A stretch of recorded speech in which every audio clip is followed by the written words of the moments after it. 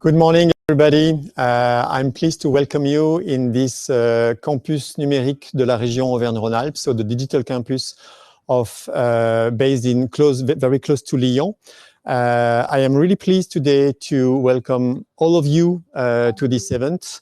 So we are based in Lyon, very close to Lyon, in a fantastic campus dedicated to the digital approach, and you will see some other video just afterwards.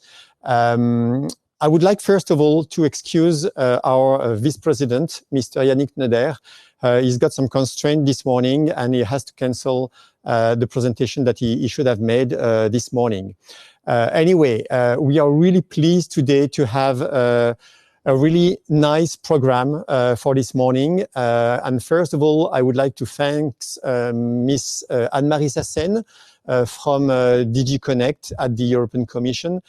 We are pleased to welcome Anne-Marie to give us the overview of what we are currently doing at the European level to leverage, I would say, all the tools and all the dynamics, I would say, to help SMEs in their digital transformation. We are pleased today as well to welcome Maurice Butter, and he will explain us a little bit of what he did and what he's doing within the DNet project. And I will be pleased as well to present the local initiative called Mina Smart. The rest of the program, of course, is dedicated, first of all, with two roundtable DigiFed project. We do have one roundtable presented by Isabelle Chartier, and she will explain us several tools which has been experimented at the DigiFed level. There's another roundtable led by Digital Catapult, explaining as well a new experiment which has been done within the project. One roundtable dedicated to what we call the Silicon Europe Alliance, so a huge, I would say, network organized by the digital clusters within Europe. One roundtable dedicated to the Smarties project, a flexible wearable electronics focused project at the European level as well. And we will finalize the presentation with one marketplace discussion with the company called Amires, and the very last presentation of an application cluster based in the region Auvergne-Rhône-Alpes to explain how the digital transformation is reaching, I would say, the ultimate goal, which are the traditional, what we call the traditional SMEs. So welcome to this event. This event is organized by CEA, Minalogic, and Région Auvergne-Rhône-Alpes. And the cap, I would say, of this, the umbrella of this meeting, of this event, is the Smart Anything Everywhere initiative. And I would like to welcome Maike from Steinbeiß, and she will conclude the event at the end of this morning. So first of all, as we are based in this digital campus in Charbonnières, very close to Lyon, I would like to welcome you by visiting, I would say, the campus. So let's see the video to see where we are and what is the campus. Located on an 11-hectare wooded site at 78 Rue de Paris, Charbonnières-les-Bains et les Côtes-d'Orion et Le Gard. The region digital campus hosts experience on 3 organizations, companies, digital transformation players, clusters, and arts. The region digital campus opened the doors to the site in Charbonnières-les-Bains on 4th of January 2023. The campus also operates without technology thanks to a network having structures and practical resources such as easy access to the website campusunion.auvergne-rhône-alpes.com. The first industrial region in France with 511 jobs.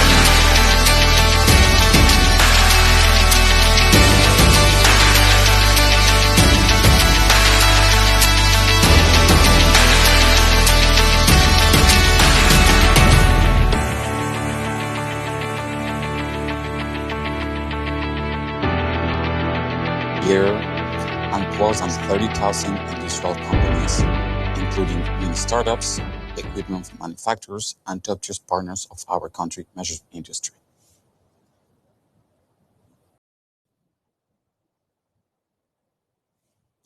Okay, welcome back. So that's the presentation of the campus of this Région Auvergne-Rhône-Alpes, where we are based today for this event. And I would like also to give you some insight about the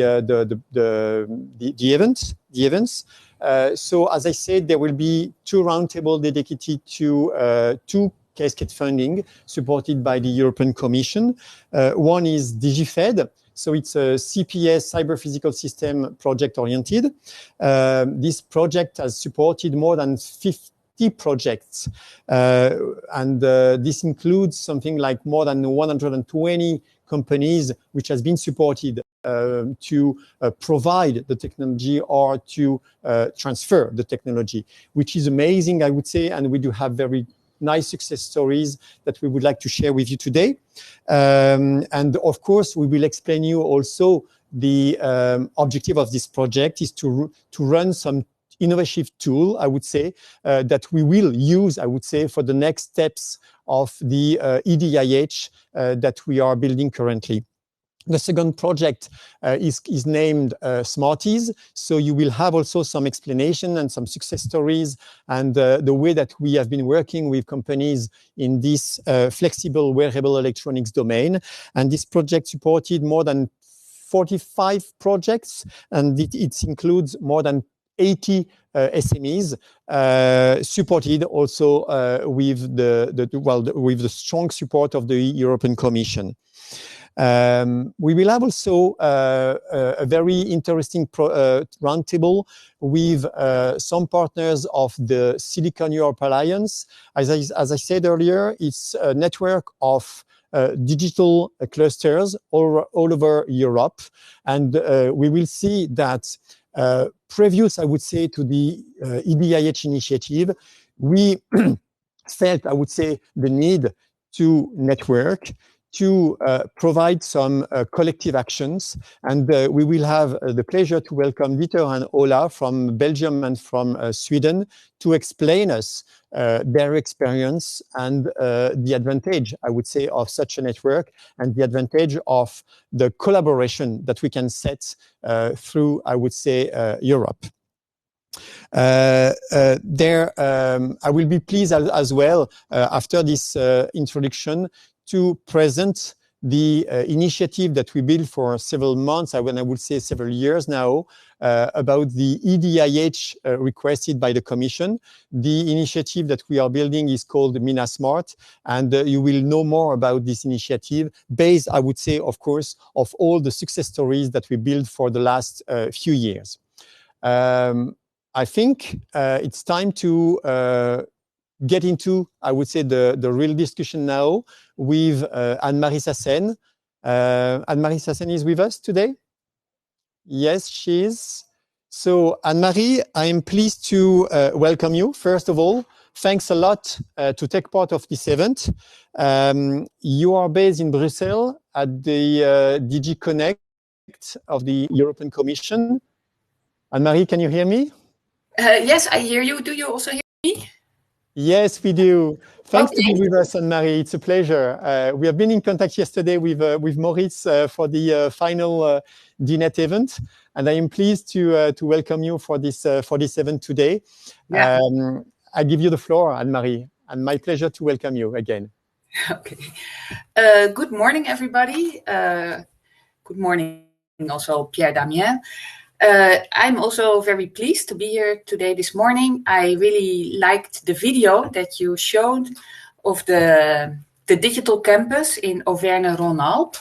When I visited the Auvergne-Rhône-Alpes 2 years ago, I think it was still under construction. It now looks great, a great building, and it's really amazing how Auvergne-Rhône-Alpes is investing in all this type of infrastructure. Maybe you can show my presentation, which I prepared. I thought it was the idea that the organizers would show it. And then I can Yes, here it is.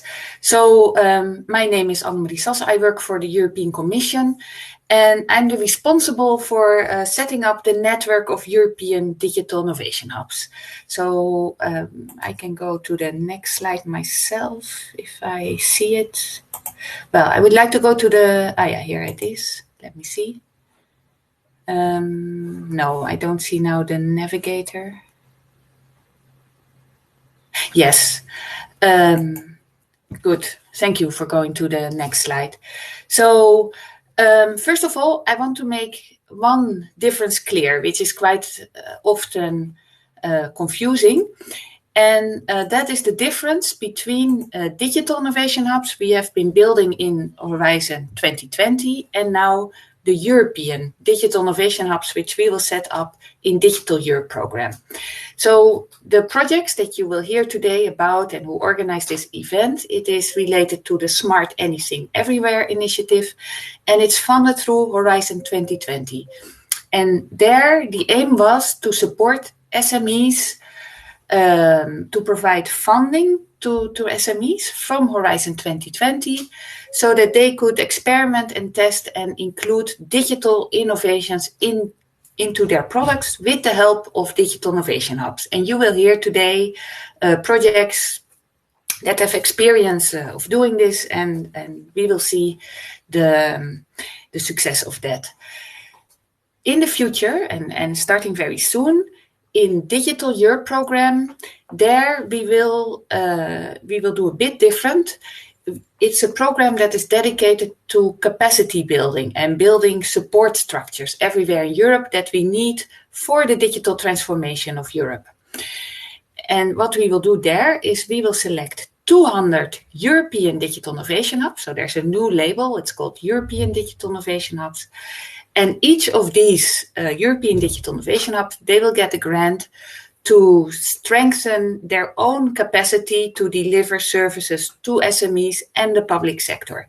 So with these grants, the European Digital Innovation Hubs, they can hire personnel, they can buy the type of equipment that we saw in the video of the digital campus of Auvergne Rhône-Alpes. So they can strengthen themselves to be a reliable structure in the region that can support SMEs again and the public sector with their digital transformation. And the new thing is also that these European Digital Innovation Hubs, we will invest in them together with the member states and the regions that are involved. So it's really a structure where we will join up all efforts, and we will use the resources that we have to support one single structure in every region that can support the companies, the industry, and the public sector with their digital transformation. So please, can you go to the next? Okay, now I see I have yeah. So, well, now I want to explain you why we are doing that. Recently, the Commission has published a publication which is called the 2030 Digital Compass. It's the equivalent to the Green Deal, because the digital transition is also one of the main goals of the European Commission. And in this communication, we have set the goals where we want to be in 2030. It has 4 areas. It's called the Digital Compass. It has, just like a compass, it has 4 cardinal points, and these are skills, digital infrastructures, uptake of digital technology by business, and e-government services that are available. So that are the 4 cardinal points of our digital compass. And then we have set targets where we want to be. For the European Digital Innovation Hubs, the most relevant targets are around the business, around uptake of digital technologies. So if I look at that one, in 2030, we want to have 75% of all companies use the cloud, use big data, use artificial intelligence, and that 90% of all companies have at least a basic level of digital intensity, we also want that the unicorns, so the startups that are very successful, the scale-ups, that we would have doubled their amount in Europe by 2030. And if you see where we are now, only 26% of companies are using the cloud, 14% are using big data, and artificial intelligence is also used 25%. So we still have a long way to go, and it are the European digital innovation hubs that should really support companies in the uptake of these key technologies so that companies can innovate and can remain competitive. We'll go to the next slide. So we will support a network of 200 European digital innovation hubs. These are regionally spread all over Europe. And there will also be one in Auvergne-Rhône-Alpes, most likely. And for instance, the building that we saw in the video could be part of this European digital innovation hub.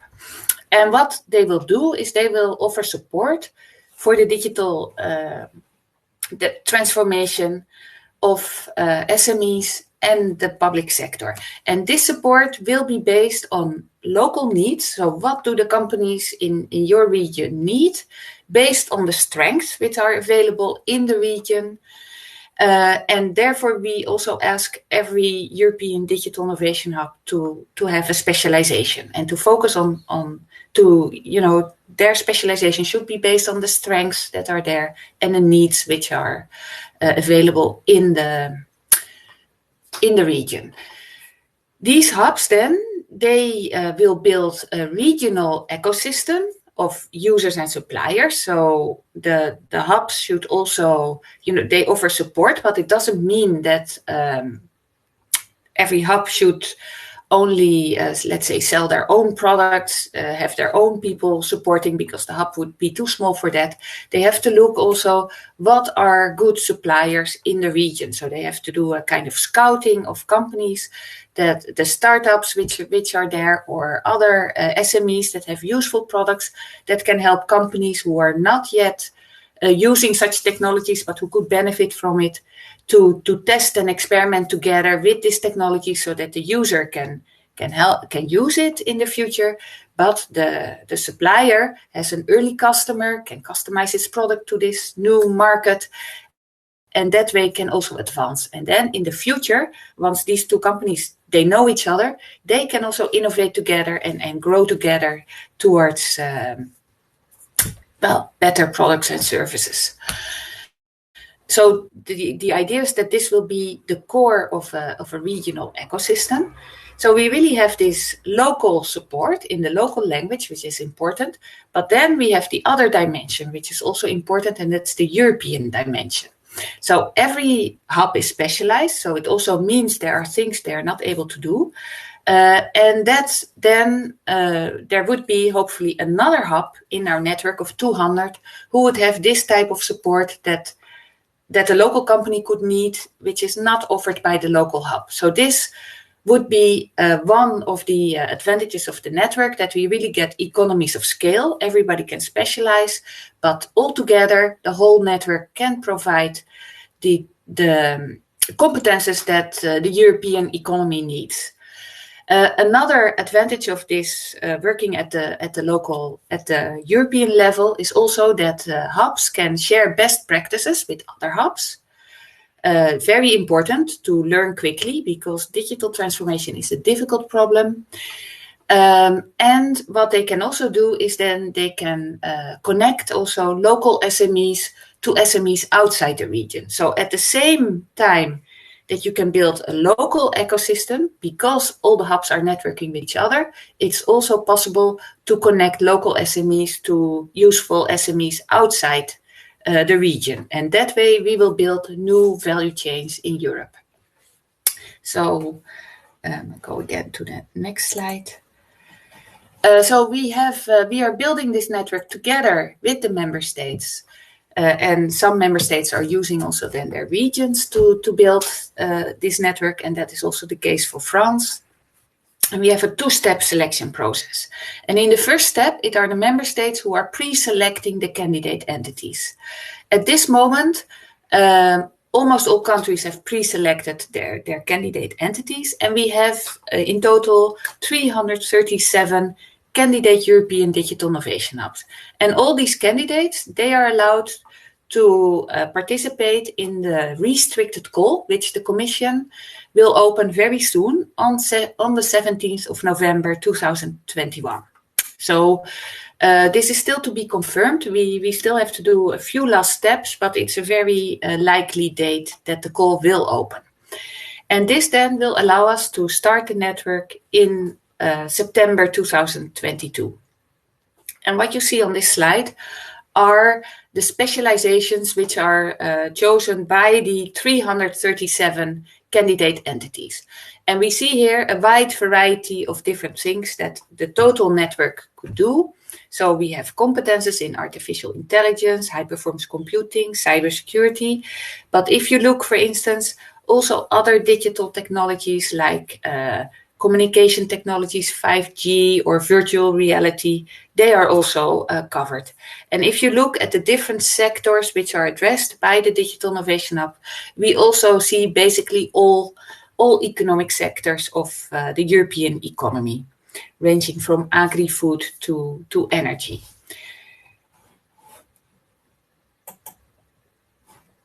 We've also made these hubs, we've made a catalog of digital innovation hubs. And if you would click on this, you can also look what are the candidate entities of France, for instance. I want to ask to all of you who are a candidate European Digital Innovation Hub, please update your profile if you didn't do it so far, because we will need this profile to select the right experts to do the evaluation. And it can also serve you better to get to know other similar hubs. So I just want to say a few more words about why do we want these European Digital Innovation Hubs to collaborate with each other? And why don't we just have regional hubs? Why do we do the network? Well, and I know that also in Smart Anything Everywhere and yesterday in the DIH Net project, you've been thinking a lot about this collaboration. So we want the hubs to collaborate because it, of course, can be the case that the hub doesn't have the required expertise or facilities to help their customers. And that is normal if you are specialized.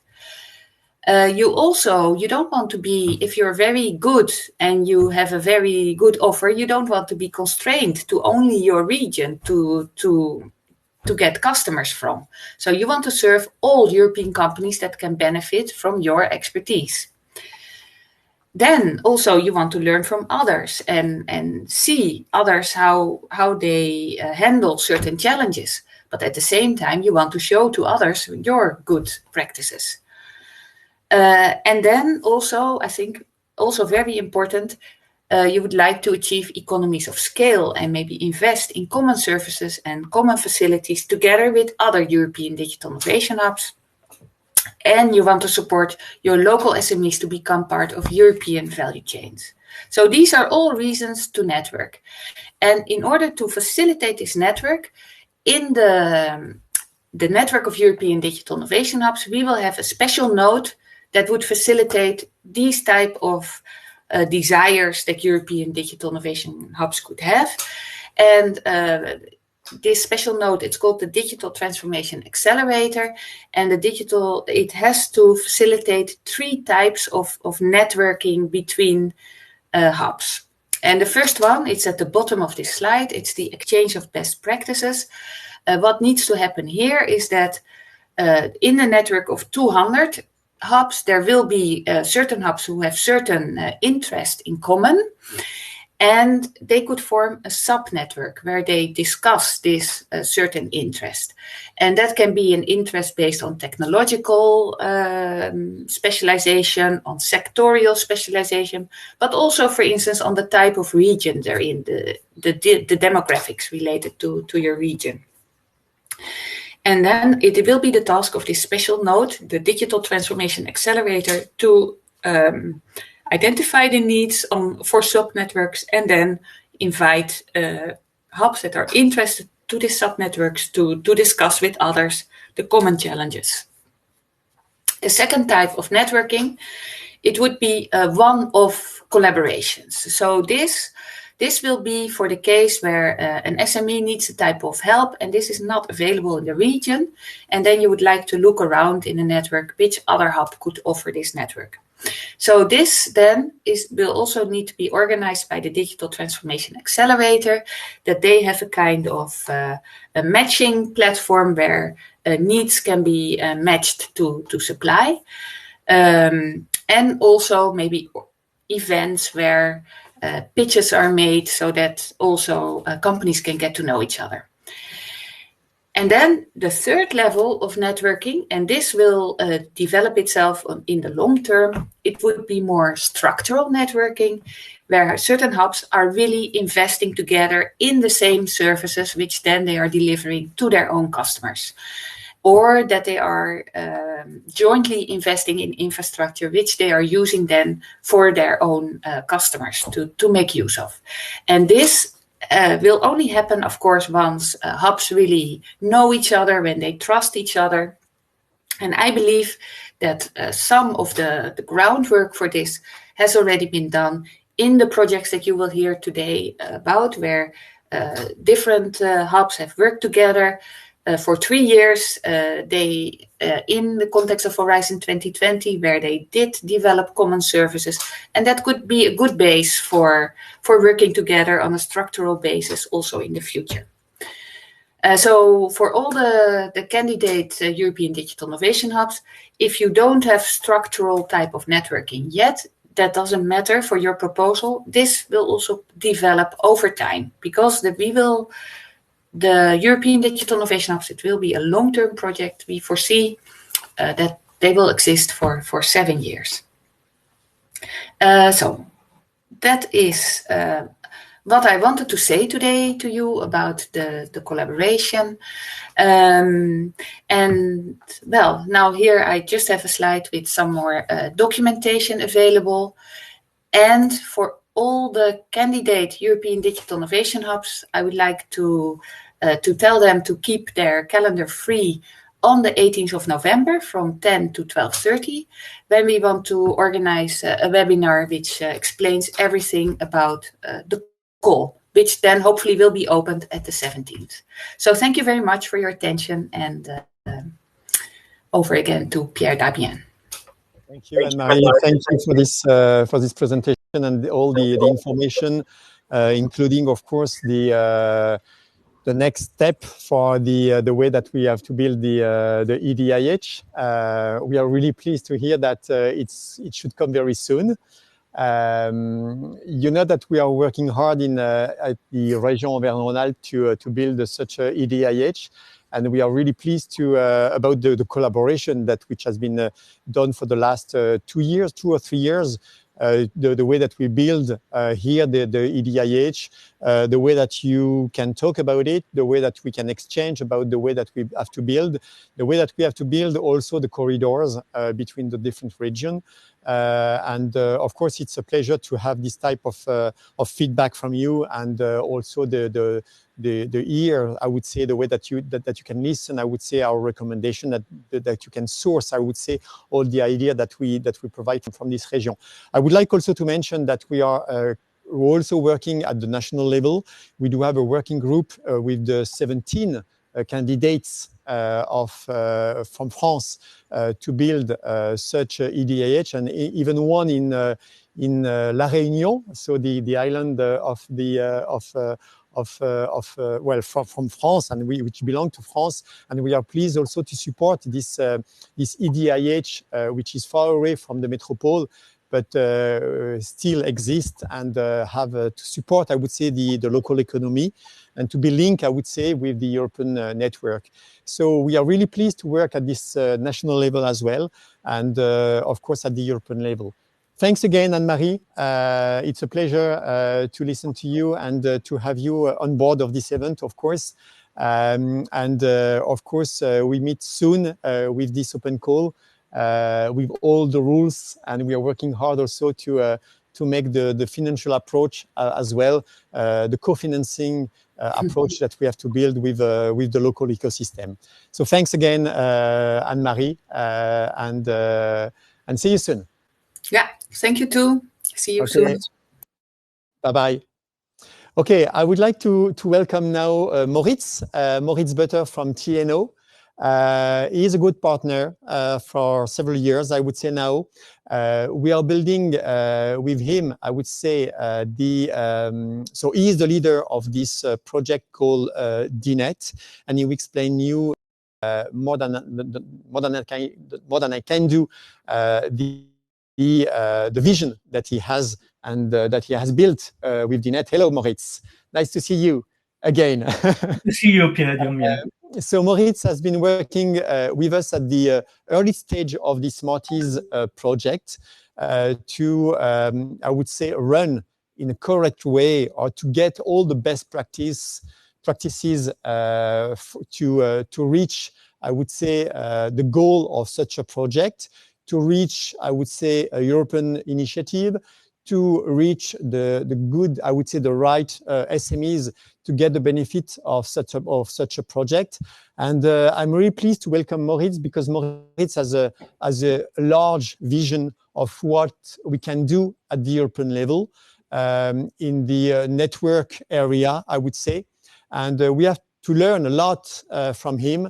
We talk a lot because it's always interesting to share experience, to share the best practice, and to diffuse and disseminate, I would say, all the best practice that we can live, I would say, every day. So Moritz, I give you the floor. You will explain us a view of the future of the European DIH community.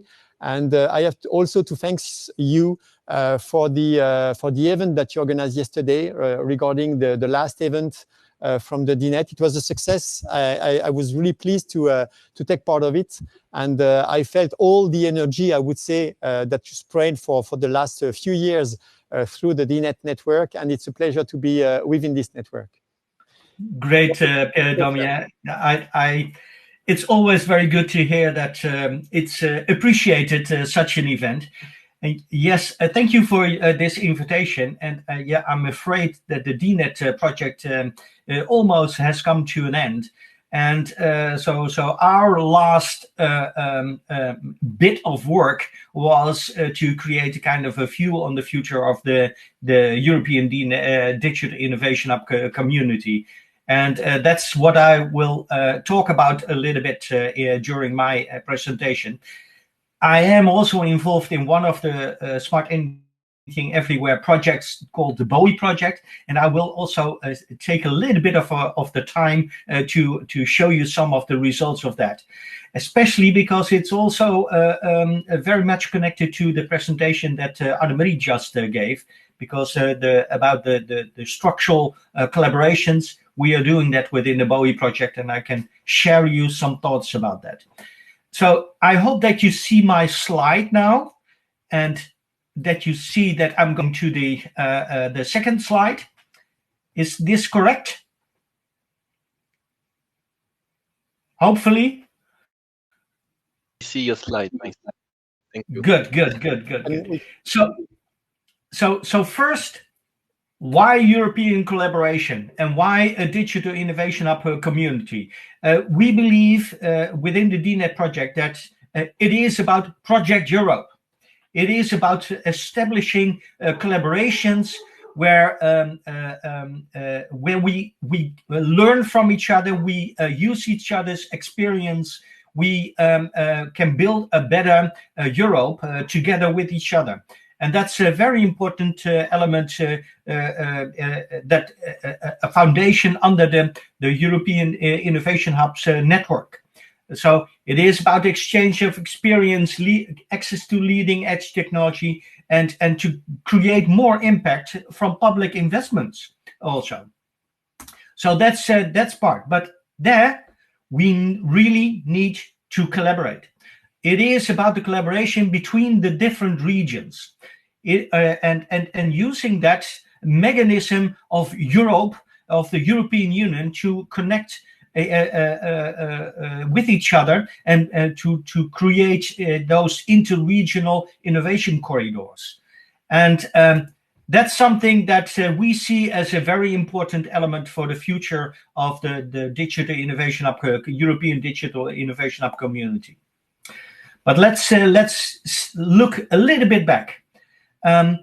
So we see that in 2010, 2015, there were a lot of competence centers. There were also quite some European networks that were out there, but there were a lot of competence centers. From 2016 on, it was uplifted to the digital innovation hubs, a little bit more focused on ecosystem building, creating business. And that grew until, let's say, the 17th of November, perhaps, when there's the launch of the call for the European Digital Innovation Hubs, the EDIs. And that will create a new momentum into the network. But what you can see is that where in the beginning it was supported by FP7, Horizon 2020, the enlarging mechanism of spreading it out towards the entire European community and with other as an integral part of the whole European fabric with regard to digitization and Horizon Europe, that it created some challenges because those advanced digital technologies have become much more important. It's spreading towards different areas. It's the greening, the circular, the resilience, the pandemic. It all can use those advanced digital technologies, and that's the heart of the EDIs and the digital innovation hubs.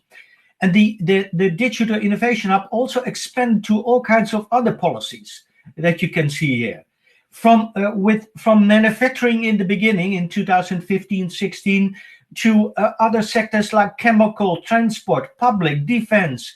The hubs are there in helping the public-private partnerships, the public-private collaboration. And there's all different kind of shapes popping up. Era hubs are something that are now developed, but the open innovation testbeds, all different kind of animals that are more or less the same shape. And also, and that's very important, it connects now the region towards the European level. And in between also the member states. So all those kind of developments, they bring us to a different situation, I would say.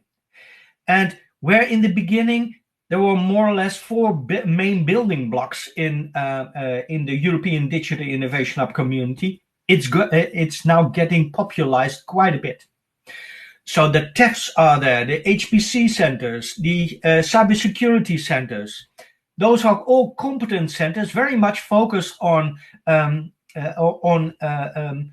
creating infrastructures and expertise from the technological side.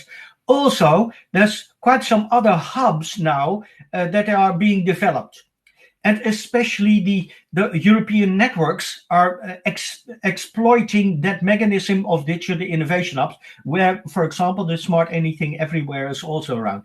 And then, last but not least, the EDIs, of course.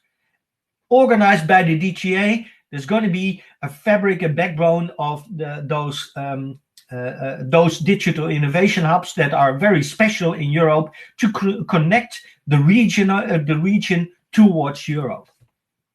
But there are quite some challenges. But you can see that there's a lot of overlap. So all different kind of initiatives in Europe, what are they doing? They're doing all kinds of things in the same way, a little bit different.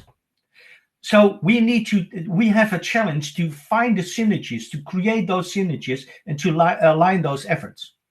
We also got a problem with getting the private sector involved.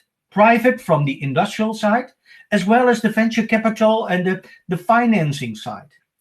It's about creating a kind of a system where everyone has good access to information, who is doing what and what are best practices.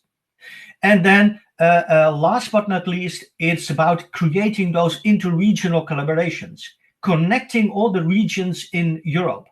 Sure, we've got some activities already going on, but as Annemarie already said, if you look at the three levels, it's very ad hoc and serendipity. And we need to build to a one-off or a structural collaboration on that. That's a very critical thing. So now our vision, the DNet vision about the European Digital Innovation Hub community. What we see is that there are three main functions that you can distinguish between in the European Digital Innovation Hub community. First, there's of course the regional side. The region is very much focused on establishing sound ecosystems in regions. It is about collaboration between research and industry and providing enough information, enough expertise, enough infrastructures towards the region to take up those advanced digital technologies or even technologies and innovation at large. Then there's a part which very much focuses on enhancing the technology and industrial base in Europe. It's about understanding what technology can bring to business and to society at large. And it's about increasing the capacities and the capabilities with regard to those technologies and industry. That's very much done in competence centers, for example, but it's also very much done in European focused centers of excellence. And then there's the third element, and that's about forging those interregional collaborations. It's a different kind of activity. It's a different kind of things, capacities that are needed, things to do. And in between, of course, you need to organize that. You need to start up the collaboration. You need to set up that information about how to build those infrastructures, networks, people know each other, expertise, and to allow the flow between those different functions to enrich the European ecosystem or industry at large and also public sector, and to make use of each other's capacities and capabilities. I would like to focus a little bit on forging those interregional collaborations, because this is the Bowie project. This is about connecting Europe, the regions, through a European layer. So it is about orchestrating regional collaborations, doing research, but making sure that it's available also in other regions.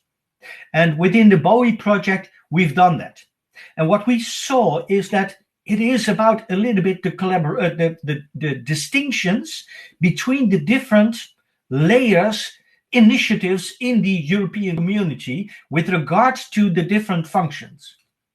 And with regard of the focusing of collaboration, we see, especially in the coming 10 years, we see that it is crucial to get that focus and get those responsibilities there. And these are about regional brokerage, creating the regional ecosystems. The digital innovation hubs themselves that are also still in those regions, they will be offering those capacities and capabilities on specific technologies. The competence centers is about the infrastructures and the technological expertise, and they will do those, they will bring that in. And the AIs and the PPPs, they will coordinate those interregional collaborations with regard, of course, to the forging of collaborations. And the DGA, the ENAT, AIT, those kind of different kind of networks will focus on the brokerage itself.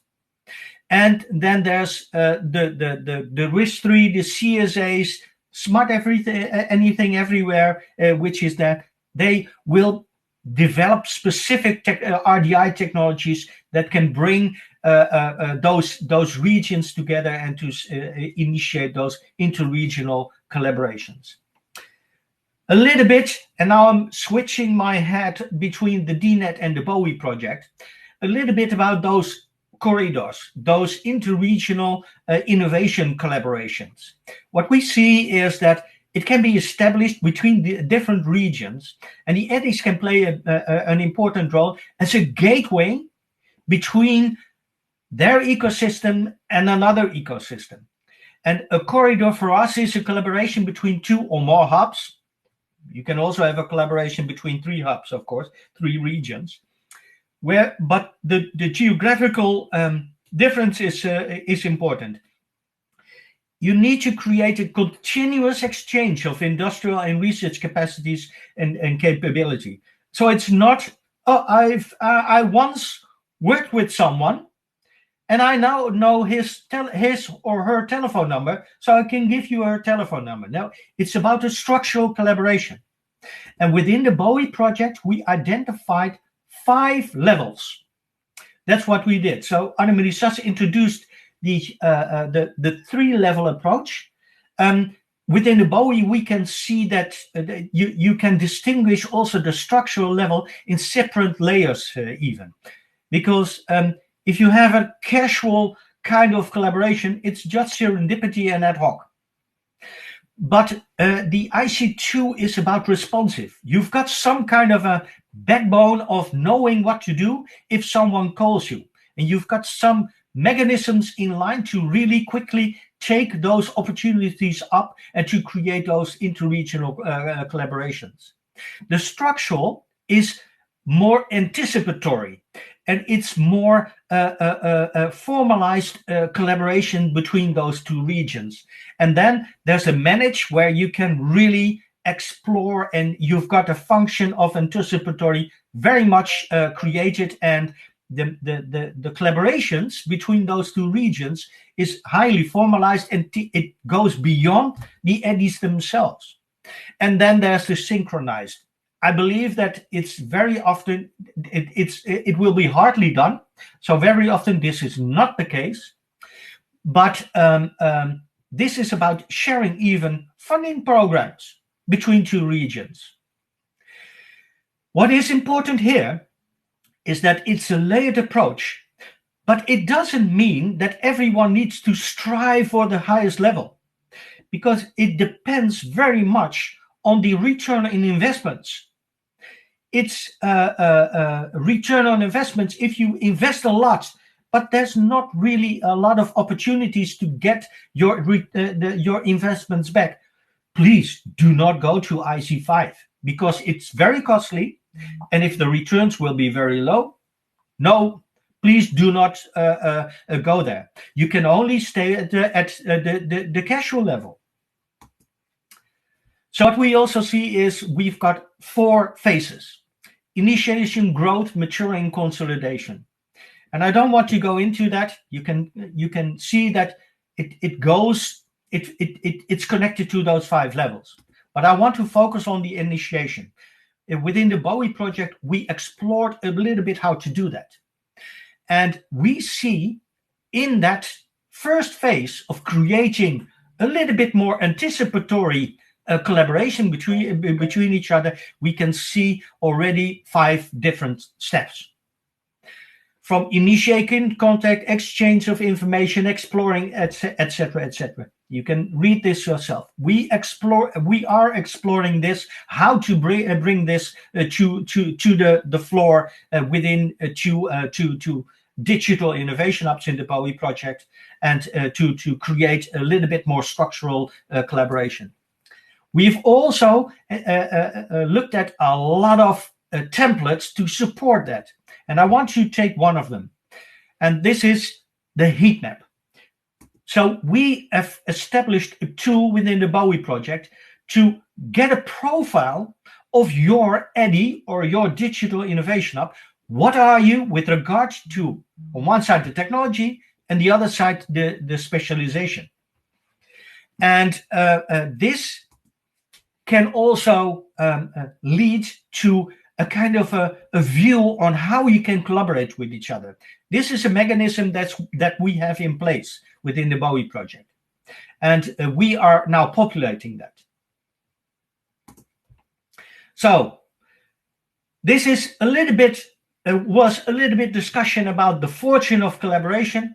Of course, also the other elements are there. And just to conclude my presentation, I can tell you, look at those overlaps. Look at how you can distinguish the responsibilities between the different entities that are out there. How you can align those that information. And we suggest a distributed approach. It should not be top down. It should be very much bottom up to ensure that you're connected. And then create a strong interaction with private industries and venture capital. And all can be based on the backbone of the European Digital Innovation Hub network. But you need to expect that backbone of EDIs will expand a little bit towards the future, expand towards also other technologies. We see that already taking place, and it will be done. I'm sure in 10 years, the EDIs will take a much more prominent role. So thank you. Thanks a lot, Maurice. Thanks a lot. There's one question actually for you, Moritz, from Frédéric from Steinbeis. What does mean formalized, LOI, MOU, and how can we show that a collaboration has been successfully formalized? So we've got within the Bowie project a lot of information about that. Just one quick suggestion, formalization. An MOU for us is not really formalization. I think most of you will see that an MOU is just a piece of paper. It's very often it's done and then it's shelved. And so formalization, it's with regard to how you set up your governance, how you set up your organization, having very clear what you want to achieve from those collaborations. What is your aim and mission? And bottom line, it's about the action. What do you really want to do? And how are those actions set up in a systematic, strategic way, so it will not be an ad hoc one-off collaboration between two sides of the corridor, but it will continue, and you will create the funnel of activities that will create a longer lasting collaboration between your two regions. So if you want to have more information about that, please contact me. Okay, now it's a way to structure, I would say, the collaboration. Okay, LOI, letter of intention. As far as I remember, MOU, Memorandum of Understanding. Yes. And maybe the last question, how can we show that the collaboration has been successfully formalized? We also have made a full overview of KPIs that you can use to show how far you are. The KPIs for us are not the ways to show that you have successfully formalized them. By the way, we developed that framework for all the 5 levels, but it is also something to strive for, and that's something. And an MOU and an LOI can be one, but that's for the lowest level. I do have one question for you, Moritz. You were talking about the Bowie project. You have been launched, I would say, some open call. Can you give us some insight about it? It was quite successful. We got, I think, about 60 people or organizations that responded, and we took some 6 to 10 organizations that we are going to help to forge those interregional collaborations, and to help them together with some external digital innovation hubs and soon to be EDIs to bring them together, to forge those collaborations. So we are just started with that second batch of organizations, and we are very enthusiastic about that to get that better and more clear idea about how you can forge those collaborations. So you will come back to explain us the process and of course the results and the collaboration that the Bowie project managed to support. Okay. We will do that. We will do that. Thank you. We take the date. Okay. Good. Thanks a lot, Maurice. Thanks a lot. I think that there's no more question for you. So thanks a lot again for joining the meeting. And there's one question. How can we access the knowledge from the Bowie? Please get in contact with me. So I'm sure you can find my email somewhere, and you can just send me an email and I'll send you the information. If you do not find the address of Maurice, but I'm sure that you will, please contact us as well. Okay, we will make the link. Okay. Thanks a lot, Maurice. Thank you. Bye-bye. Bye-bye. Okay, so that's my turn. So again, my name is Pierre-Damien Berger. I belong to Minalogic, so the digital cluster, what we call in France, the pôle de compétitivité. So focus on the digital approach. We are based in 3 cities in Région Auvergne-Rhône-Alpes, so Grenoble, Lyon, and Saint-Étienne. And we took the lead of the way to build EDIH, what Maurice called an AD, a few years ago, at least 2 or 3 years ago, starting with a lot of meetings at the European Commission to understand what the regions were setting at that time, what was the recommendation of the regions. So we were supporting, I would say, this action and the motivation to build such a network. I would have said a sensor network, but not a cluster network. And we took the lead of this initiative called MinaSmart. And I'm really pleased today to present, I would say, this initiative. So the presentation is made of a few slides. It's not going to be long, but just to give you the flavor, I would say, of how rich, I would say, how big and how is large this ecosystem in Région Auvergne-Rhône-Alpes. So the MinaSmart project is, of course, to bring together all the key technologies and the application domain. It's really done to make the link, to make the bridge, I would say, between the excellence, I would say, in terms of technologies, and the application domain, what we call the application domain, what I call usually the traditional companies, SMEs, very small companies, startup, SMEs, mid-cap, and of course, large group, which is not the purpose, I would say, of to support large group, but it's part of it. Large group belong to the ecosystem, and usually, and you will see that with some other roundtable, that large group support, I would say, the business of SMEs. And this is all, I would say, the goal, of course, of Minalogic and also MinaSmart, to make this bridge between all the stakeholders, I would say, of the ecosystem. Next slide, please. So MinaSmart is not going to be a structure, it's not going to be a company, it's not going to be an association, it's just the way to structure, I would say, the ecosystem. And this decision has been taken a few months ago to not create, I would say, another structure, but just to structure, I would say, the ecosystem based on the current organization that we do have.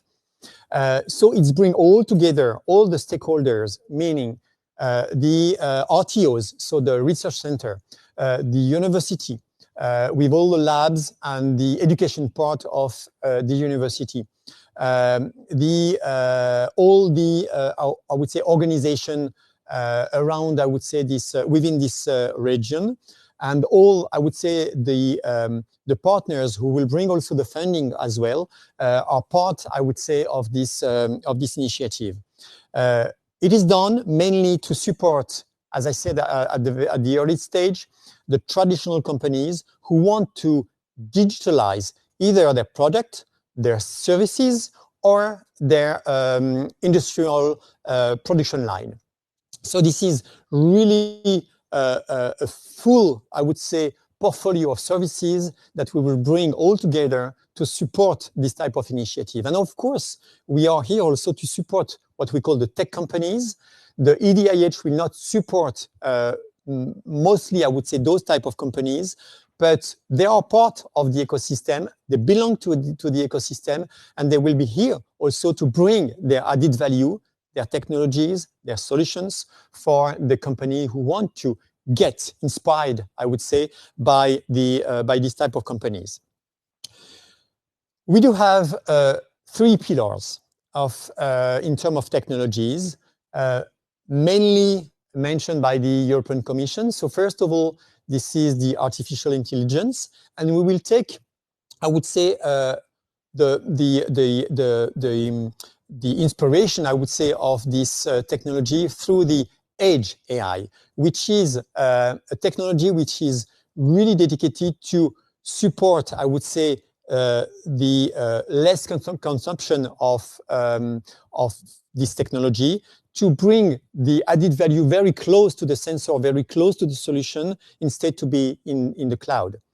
The second pillar is the second block is the high performance computing. The third one is the cybersecurity, and it's just a huge, I would say, also a domain which has a strong impact at the moment to any type of organization. This could be private company or public organization.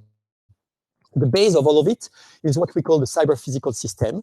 So this is a really strong domain because mainly, for example, the DigiFed project, which will be presented after the coffee break, is dedicated to this type of solutions, I would say.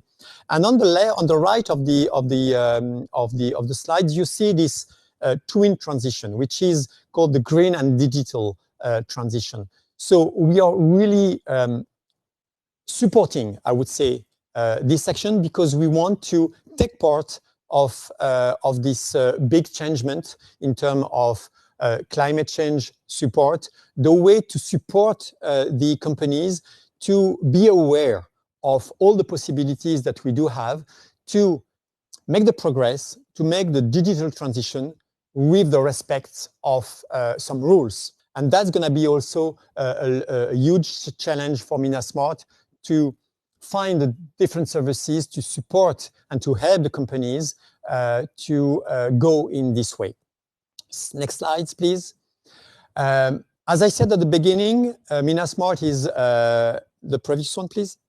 Minasmart is a structuration, I would say, of the ecosystem, and we belong to an ecosystem which is rich in terms of clusters. So we do have several clusters dedicated to the application domain that you can see here. So there are 6 application domains that I would like to mention. First of all, the energy. And we do have a fantastic partner, which is Tenerdis. They take care, I would say, of any subject dedicated to energy, buildings, and all the subject, I would say, related to this application domain. The second one is health. We do have Lyon Biopole, which is based in Lyon and really active in this health domain. We do have Cara for the transportation and for the smart mobility process and domain. We do have Accelera. Accelera is a cluster dedicated to chemistry and environment. And I would like to make a special note to Accelera because they launch what they call the AI club, digital club for their members. And it's a really dynamic club to support, I would say, all the companies coming from, I would say, the chemistry domain to include, I would say, in their domain, I would say, this type of technology to support and to enhance, I would say, the business in this domain. We do have 2 clusters in the agri-tech and the food tech domain, so namely Vegipolis Valley and Innovalliance clusters. And we do have a last one, but not the least, TechTerra, the TechTerra cluster, textile, and you will have at the end of the event the testimony of François Régis, and he will explain us, I would say, the process within this domain to include, I would say, or to integrate, I would say, some digital process within this really, I would say, practical and application domain. So next slide, because I think that there's one. Okay, no, sorry. Come back. So this is, I would say, the picture of the ecosystem. So in the center, in the circle in the center, you have all the structure, the organization which belong to the initiative, the MINASMART initiative. I would like to add on top of what I said before, the two other clusters, digital clusters, namely Digital League and ENE, based in Région Auvergne-Rhône-Alpes. And we do have in the heart, I would say, of this circle, La Région Auvergne-Rhône-Alpes, who support us to launch such an initiative, to make a collective approach, to, of course, get a better service to the companies coming from this area. The second circle is, stay here, yes, we do have some other partners that I will not name all of them, but mainly some technical platform. We will be really interesting to take part of this initiative because they have the technical knowledge on the way to support some diagnosis, for example, or to support some technology, or to support some network, some specific network on a startup, for example, or some specific services dedicated to design. On the left side, we do have the private partners. So we do have some banks, and they are really supporting, I would say, this initiative with some money, of course, to support all the actions, I would say, leading to a better diffusion, I would say, of the digital approach.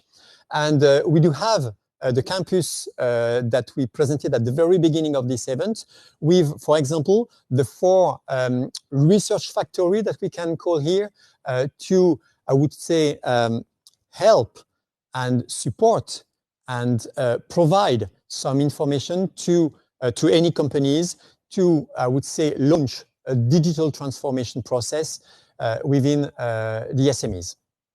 Next slide. So just for a formalized, as Maurice said, to formalize, I would say, the project, we set this type of organization. So there's going to be the green part, which is, I would say, the glue, I would say, of the project. And the 4 pillars in the middle, the blue one, the blue box, are the 4 pillars defined by the Commission. So the first one, which is Work Package 3, it's dedicated to skills and training. So you will find in these pillars all the trainings, all the events which support SMEs by giving them some feeling, some insight on the way that they have to be trained, be informed about the technologies and the way that they can digitalize their product, services, and production line. Work Package 4 is dedicated to the innovation ecosystem and network. And of course, here we will support and we will provide all the services, events, events and meetings to aware, I would say, the SMEs about the different possibilities. The Work Package 5 is the test before invest. This is the way that we can transfer one technology from a lab to a company, but this could be a transfer from a company to another company. And you will have some success stories about the tool that we set at the Région Auvergne-Rhône-Alpes level to support our SMEs and to help them to find the right partner, to make the good match, and of course, to support in terms of financial approach this type of initiatives. The last one is the way that we can help also the companies to support, to find the investments. It could be a financing at the local area, but also at the national level and also at the European level. Next slide. Here, and I'm not going to go in deep detail about the different services, but you recognize the 4 blocks, the 4 blue box, which are the 4 pillars of the company of the European Commission, and we do have more than 20, I would say, services that we decided all together with the group of the MINASMART initiative to launch this type of services because this is also what the companies are requesting. It could be companies from the digital clusters, but it is also mainly from the companies coming from being the members of the application domain clusters. And I would like to highlight a few of them. So I would like to talk, and at the moment, we are talking with many clusters within Europe to start to build, I would say, the network and the corridors between the different regions in Europe. We were a few weeks ago in Sweden. We are leaving today to go to Italy to, I would say, share our experience and feel, I would say, what the partners are willing to highlight, I would say, in the process that we will launch common services. I would like to say that the two major services which are requested by the partners are the Smart Biz, which means organize some fair business event, and the Smart Open Innovation, where group, and we will have some explanation later on with a concrete experience that we launched last year, mixing, I would say, a large group, providing challenges and trying to find solutions with some SMEs from the local area or from Europe. And the next line will be dedicated to the two type of services. So next slides. So we were talking about the Minalogic business meeting that Minalogic set for, I would say, more than 5 years now.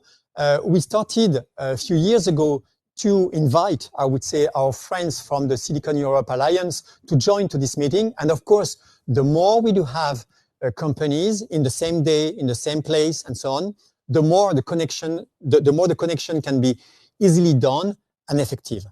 And what we want to do within this MinaSmart initiative is to launch some business meeting like this with some other area, not only from the Silicon Europe Alliance, but from all over the Europe countries.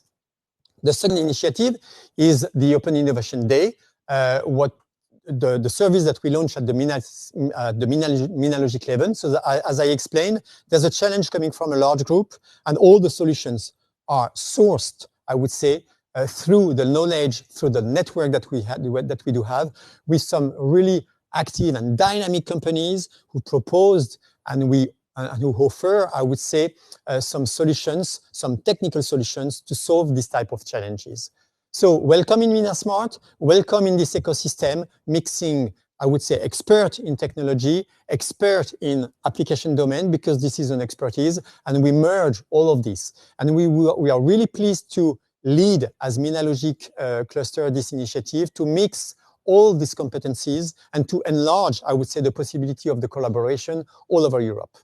So that's the end of the presentation of MinaSmart. I will be pleased to be in contact with you if you need some more information. Please contact me. You do have my emails, and you will find my coordinates on LinkedIn or whatever. And please come back to us if you want to have some next step in terms of collaboration and network. I think it's the coffee break now. Good morning. Just before the coffee break, we would like to make a small survey, a pretty brief survey. It's important for us to have your feedback first on the information that was given by Pierre Damien, but also the collaboration that we're foreseeing and we would like to create with you. So there is a small survey that you have in front of you. So the first question, it's pretty simple at some point. You have the 4 different pillars that were exposed, that were explained by Pierre Damien. Those are the same one as Digital Europe, so I believe you're pretty familiar with it. And we'll back on potential collaborations. So the idea is for you to tick 2 of them on which you would like to collaborate with. What means to collaborate? It's pretty broad, and it means also if you have some competencies, some expertise you would like to share with us, this is collaboration. If you have also the need of some competencies, it can be technical, it can be businesses, it's also collaboration. So it's both way, both import and export your expertise. So just please tick 2 of them. Test before invest, I will say it's related to the technological approach, skill and trainings, support to find investment, related to finding public investment, private or public, I was saying, and the ecosystem, all those kind of events that we can create, webinars, conferences, B2Bs. So I will let you some minutes to answer the first question. Just 2 pillars you're willing to collaborate with Minasmart in the region.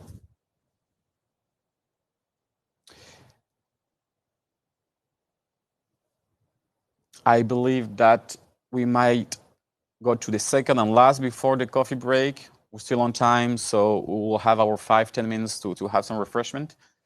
Second question then, what are the application areas you're targeting? As you could see, we're targeting ourselves 6 different, but we would like also to understand which one you are because you're interested of, because you're already working on, or because you would like to develop this kind of collaboration. So on the first, you have health, agri-food, textile, energy, chemicals, / environment. Mobility and transport, building, and industry 4.0. So same thing, you can choose as many as you want, the application field you're targeting, you are willing to collaborate with. This information will help us to identify partners that might be interested to work with us. And well, thank you very much for the feedback. So her first, so it's pretty much balanced. So that's interesting. It's pretty much balanced between the different activities. And on the application field, we have predominance of health, or not that much, and mobility, industry 4.0 for sure, which is a little transversal and could be also considering other ones. Okay, great. Thank you very much for your feedback. We'll take ourselves 5-10 minutes, 5 minutes maximum, 5 minutes for a coffee break. And it is right now. What time is it now? 22? It is 22, so we come back at 30. 30, and we'll put right now the agenda so you can see at 30 we're coming back with some DigiVet experience. Thank you very much. Okay. Bon, nous qui avons peur.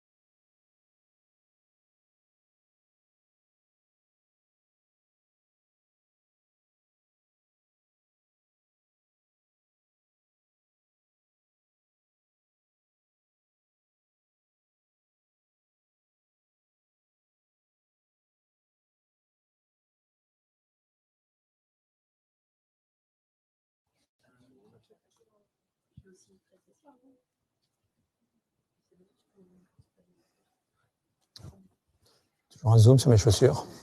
Oui, on les aura bien vus.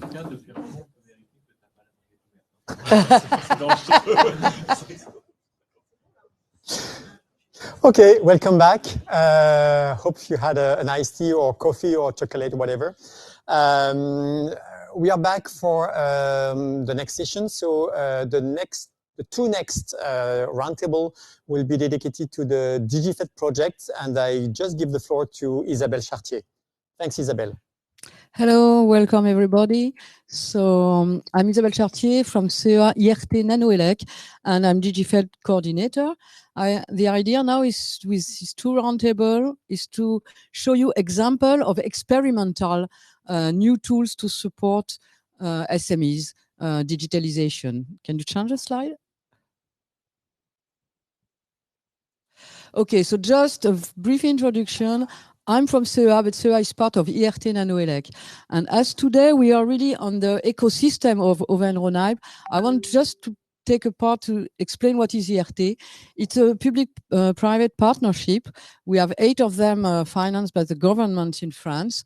And this one is dedicated to micro and nano electronics, so really to the digitalization, not only for SMEs, but for big groups as well. We are 21 members. And 3 members, CEA, ST Microelectronic, and Minalogic, are part of DigiFed. And this is a quite big activity with 54 million euros per year of budget.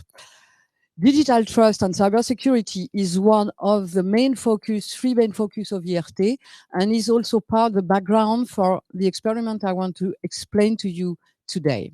Next slide.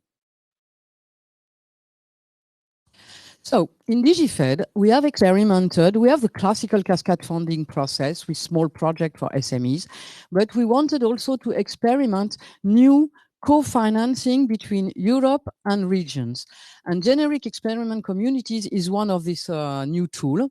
The goal is really to make a collaboration and increase the mutual knowledge between research and technology organization and SMEs, because this research organization like CEA, we know very well what is the needs of big groups like ST, Schneider, but it's much more difficult for us to know what are the needs of SMEs and mid-caps.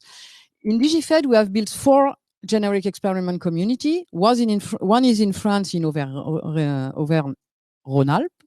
One is in Spain, in Pays Basque. One is in Slovenia, and one in Romania. I will focus on the one, of course, from our region. Next. So we did an open call for this site. It's a focus on the cybersecurity with the background of ST and IRT NanoElec.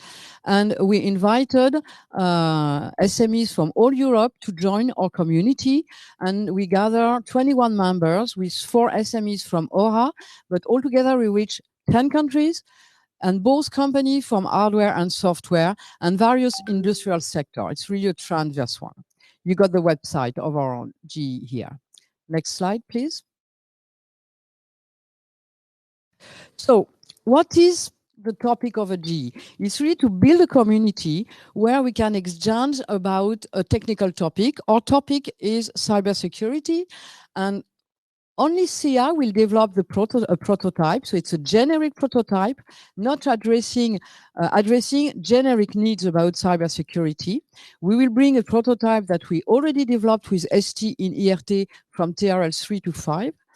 What is the interest for the SME members is to contribute to the orientation of this technical program, to get also direct discussion with the technical experts, to share use case between them, and 5 of them will be able to test our generic prototype. Next slide, please. Thank you.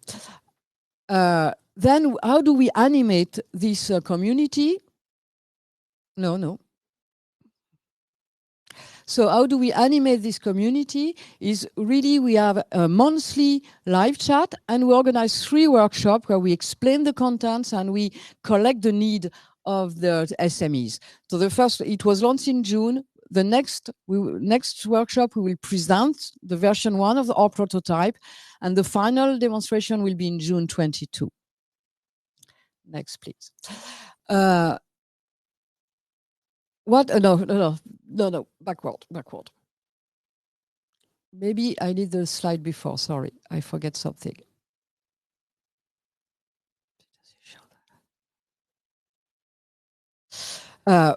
What is important to understand in this community is, okay, as I try to say, what is the impact for each of them? An SME, if she's convinced that this generic prototype is interesting for her, then she can continue with CA to develop a specific prototype for his needs, for the SME needs. For IRT, it will help us to include the needs from SMEs in our technical roadmaps. And then for the DIH, we will assess a new service, how the SME can use it, how can it be financed with the co-financing of the region and the European projects. And now I will give the floor, because we are supported and co-financed by a model which is called EasyPOC from Aura. And Bastien, I would like to ask you, why did you join this with EasyPOC? Why was the interest for you to join the generic experiment? Thank you for this question, Isabelle. Maybe to start with, also for our auditors to understand what we're talking about, I would like to introduce what is the EASY and what's the EASY family. So back on 2012, there was that initiative from the region, and it was launched by the IRT Nanoelec, and now currently followed by the Minalogic, to support the digitalization of companies in the region. So basically, there is 6 points that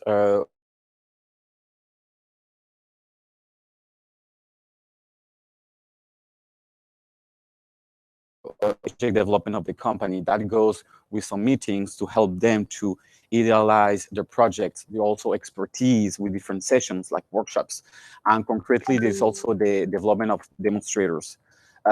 This is a great asset for the companies because they have access to RTOs, research centers as CEA, as Grenoble BNP, as universities, which is not always easy to access. So this is a support that we're providing to them. It's also helped them to explore new technologies. As you know, the technology goes pretty fast, so we will support them with finding the right technology maybe they have not heard about, and also to exploit these in their use cases. Concretize their ideas. Sometimes they have ideas, but it can involve, they need feedback. Outside feedback is important for the project development to really take the opportunity. And also make business. We know the idea of also making innovation is to make business, not only innovation by innovating, but really supporting company for growth and development. So as you can show here, we have the TRL, which are pretty known, I believe, by our auditors. And we have first the EasyPOC. As you were saying, the EasyPOC, it's covering the lowest TRL. So we're helping the companies to develop a POC with the support of the CIA. Then we have the EasyTech, which is come to middle TRLs to develop a demonstrator. And finally, we have the EasyIndus, which is support for exploitation plan to help them the commercialization. So as you can see, this is covering all the value chain and all the development of the project. And what we're trying to focus on, this is what we have been working on together on the DigiFit project, is how on the eddies, as for MinaSmart, we can exploit this kind of regional mechanisms, regional programs, and elevate it to the European sphere. The experience that we have within DigiFed was great because it was the first experimentation on how to have this co-funding, this co-innovation between regions, Europe, and of course the companies. Thanks very much, Bastien.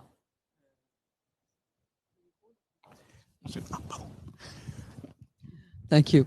So thanks a lot. And for us, as DigiFed, it was a great interest to have a background of EasyPOC. And we just enlarge it at the European level thanks to DigiFed. So we didn't invent a new tool. We take the tool that was tested in Auvergne-Rhône-Alpes and we extend it to Europe and to multi-partners, so a group of SMEs. So for us, it was really a big help to start from existing tool. and also because you can co-finance our experiment. The experiment, so next slide, please. I will like, I would like to ask Marcello Coppola to give his testimony. Marcello Coppola is one of our partner. I hope he joined the meeting. Okay, so maybe I will go back. So anyway, Marcello, ST Microelectronic is one of the partners of DigiFed, and a very important one because they bring the expertise of a big device manufacturer to this SME, and it's very often difficult for SMEs to be in contact with such big groups. And Marcello Coppola is supporting the generic experiment because we use the background we use for this cybersecurity platform we are building, globally a gateway, is based on ST component. Maybe if Marcello is not yet connected, I will go to the next testimony and waiting for him. If not, I will do his presentation. Okay. I would, je suis passé là.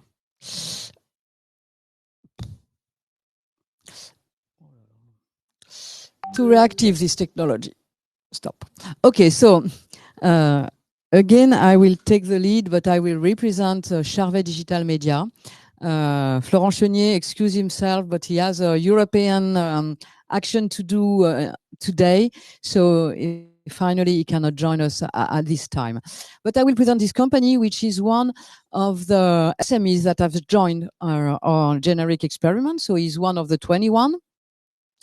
And is one from Auvergne-Rhône-Alpes, so nearby Lyon. And it's interesting, it's a big SME, very dynamic SME, but also a long existing SMEs. Definitely not a startup. They were created more than 40 years ago. It's 50 people with a very interesting turnover, 11 million euro. And they are focused on digital communication display with globally using LEDs. And they have different markets, which are information for cities and communities. Then they got more advertising for retail and advertisement, and architecture. I will show you some of their projects.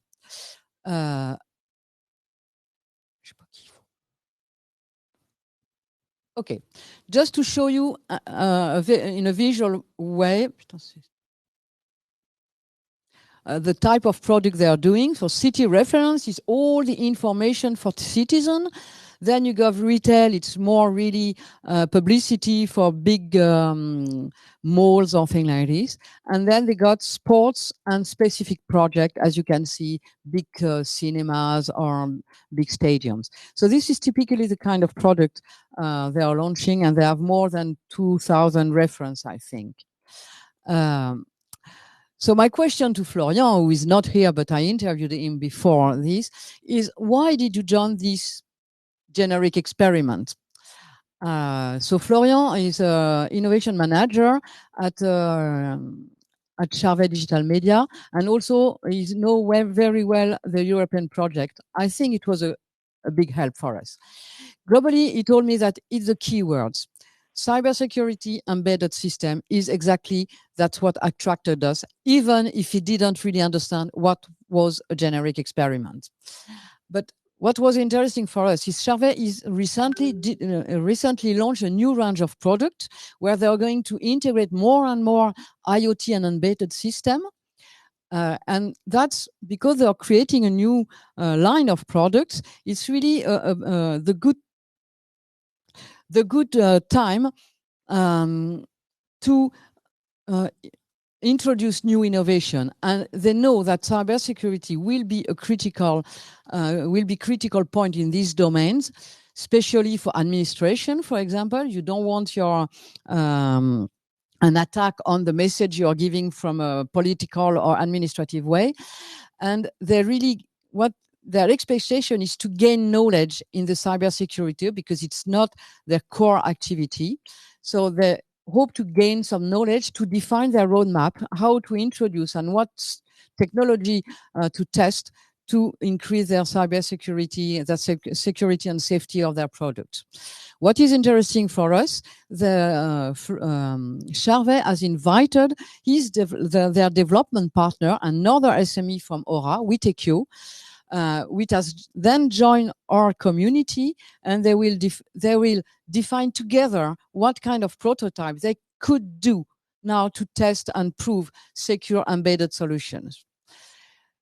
For him, it's still difficult to give us a concrete feedback about what was the interest of the generic experiment, how it could be improved, because of course we didn't finalize yet the GE. So I think we will get more information from him, but globally his need about the GE is to get more knowledge and to define his roadmap. So I thank you, Florent, and I hope I didn't distort your message. Now I will go back and give the floor. Okay, là c'est pas bon ce que j'ai fait. I will give the floor to Marcello Coppola, which is the other partner, another member of the community. And Marcello, so thanks Marcello. Isabelle, do you hear me? We're working since a long time together, both in the IRT NanoElec and in this FED for SAU Cascade Funding project. But here you have joined us for this generic experiment. And I would like to ask you, what is the interest of such a big group like you to join such a generic experiment community? Okay, first of all, do you hear me, Isabelle? Hello? Yeah, Hello? Well, oh, yes, we hear you very well. Thank you. Okay, perfect. So thanks first of all of the invitation. So I'm representing ST Microelectronics and based in Grenoble. Today the interest for ST to join the generic application experiment of DigiFed is really to enlarge the ecosystem of our STM32 microcontroller. In the sense, today we saw a proliferation of those microcontrollers worldwide. There are really more than 8 billion of STM32 has been shipped in many products. However, what is critical in those products is the security, how we are able to preserve the data coming from different users, or the data coming from sensors, or data coming from different critical applications using in a specific domain. For this reason, the security is the key point to address when people or small company, large company develop their application, specifically when we have connectivity. For this reason, we are supporting, we are helping the generic application experiment in order to be sure the people can, with the support, the big effort from CA, to have the right platform with the right security infrastructure. The basic idea is really to have another platform plus the security function pack enable to the people to develop their application on top of it. So as you can understand, our really big interest is really to have this kind of platform with the right software in order for the people to focus on the real application and really what they need to develop to put their product on the market. The only way to reach it is really to work in close collaboration with CA in this context in DigiFed, where in generic application we have chosen one platform based on STM32, where we are building all the infrastructure required to make this application. At the end, our interest is really you are a successful, you are able to make a successful product, and then you are able to use our component. And this is also what has drive us to participate, as Isabelle was mentioned before, to DigiFed, to any other similar project like FedFoxI, where we are supporting many companies in order to make their product, to put their product on the market based on our STM32. Today our offer is very huge. For this reason, sometimes people get lost. So for this reason, having STM microelectronic working together with DCA, we can have the better support. We can better address really some specific requirement coming from a novel application, a novel domain where a company would like to use our platform. So with this, I answered to your question, Isabel. I have sound again. Thanks a lot. So globally, we wanted to show you how an SME, what can be the interest of an SME to join such generic experiment. What is the interest of a big group, but also to us, CEA and IRT. It's really to gain knowledge about what are these SME needing. Another interest of the collaboration, because we already have this kind of collaboration at the local level with local SMEs. We have the tool, EasyPOC, EasyTech to do that. Here, what is interesting with the support of the Europe is that we have a Europe cross-border group, so we can offer our service and understand the needs of SMEs from all Europe. And as you can see, we have 10 countries joining our RGE. So this is experimental. We understand that what we propose is so new, the SMEs didn't really understand what is it. Only the French one, because they already know EasyPOC, where globally it's a very interesting tool. Only CEA or the technical partner is paid to make a proof of concept addressing the need of one or some SMEs. The SMEs is not financed in the case of EasyPOC, but they got kind of access, a proof of concept that a feasibility of their need. The idea is really a gate one. So if they are convinced, we lower the risk, the entry risk, and then they can adopt the technology. After having trained by us, ST expert or CEA expert. So it's really an interesting tool, but lots of Europe and SME didn't really understand what it was. So our goal during this year of experiment is to make SMEs understand what the tool is for, how they can use it, and to explain to as a EDIH how to propose in their service such a community service. We will be very successful for me if some EDIH integrate a GE service in their offer, but more if one or two or more SMEs from our group then continue with us with another project to develop, to integrate our gateway in their product.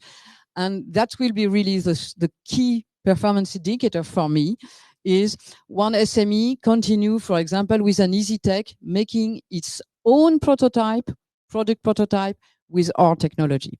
So I give you, we have the conclusion of the generic experiment end of June. We will make a big event. We will invite you if you're interested. It will be in June in Grenoble. Thank you.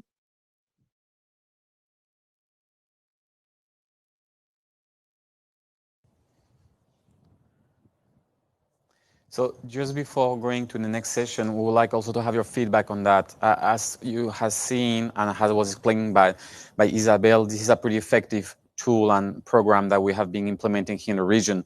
So it's starting in 2012 in the region, and now it is expanded thematically and culturally in France. So it started with micro nanoelectronics, now it's going beyond, and it was first in the region, and now it's going beyond. So the next phase is really to bring that at the European level. And we have a question for you. We want to understand if that was interested for you, if you see some collaborations. So you have some keywords. So what we want is for you to select 3 of them that you find is the most interesting about this business model, about this program, First, it is the community building. As it was explained, this is very important for us to bring these companies together around our technology and bring this community building about the same or common objectives. Then we have the general prototype. As it was explained, we have one prototype for different companies. It is that interesting for you. The pan-European networking, it also brings companies together from the same region, but also from Europe to exchange. It is interesting for you as a company to have direct access to RTOs, to their expertise. It is interesting for you as an RTO to have access to SMEs and their use cases and their own challenges. Or it is also the regional and European co-funding, co-mechanisms working with the region and Europe. So please, if you can select up to 3 choices about what you think was the most interesting for you, and that will also help us to identify the really added value about this program for you. I don't know if you have the results. Maybe we can show the results pretty briefly. And then we will go on with another European DigiFed innovation pathway, as we call them, which is called the Digital Challenge. So thank you for participating to this survey. So we'll just have the feedback on you. So it's okay for very different reasons. So I believe that we have different reasons for believing that this is an effective instrument. Okay. So we can see that generic prototype wasn't a reason for you. But okay, thank you very much. So maybe we can make the transition to the digital challenge with Anna. Anna, welcome. Hello, everyone. Thank you, Bastian. We don't hear you yet. Yes, it's working now. Okay. I was not sure if I clicked the button. Okay, thank you, Bastian. I think I have a couple of slides. If I can have them on the screen.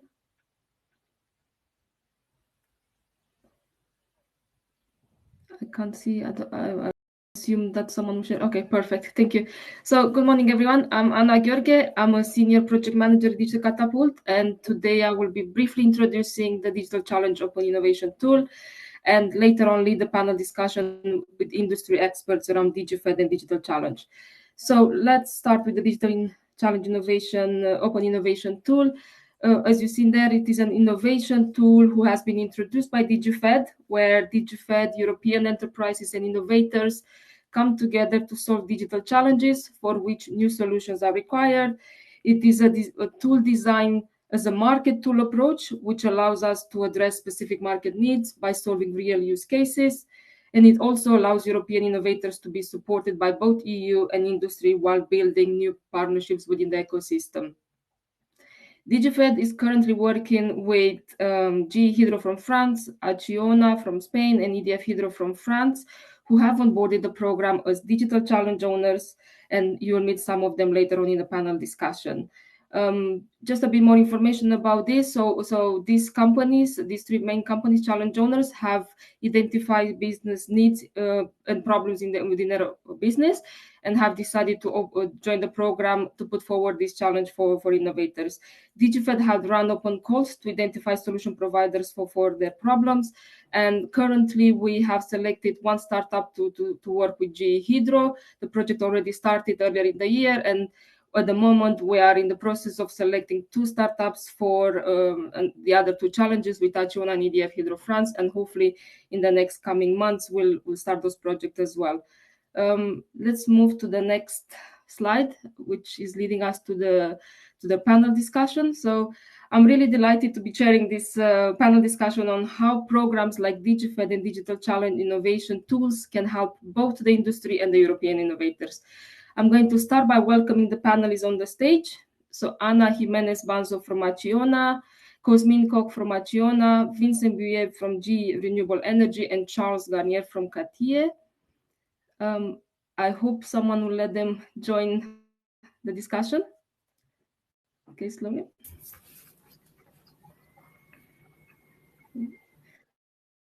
I see Charles and Anna. Okay, Cosmin is joining as well. And hopefully Vincent will join as well. Can anyone confirm if Vincent is joining as well? I can't see. I only see Charles, Anna, and Cosmin. I have to excuse Vincent Bouillet. I had him on the phone this morning and he was sick, but he gave me his answer, so I will be representing him with trying to be loyal to what he told me. Okay, thank you, Bastian. Okay, so before we start the panel, I would like to ask everyone to briefly introduce themselves, their roles, and their relationship with DigiFed. Anna? Hello, good morning. First of all, thank you for the organizers and the invitation to be part of this roundtable.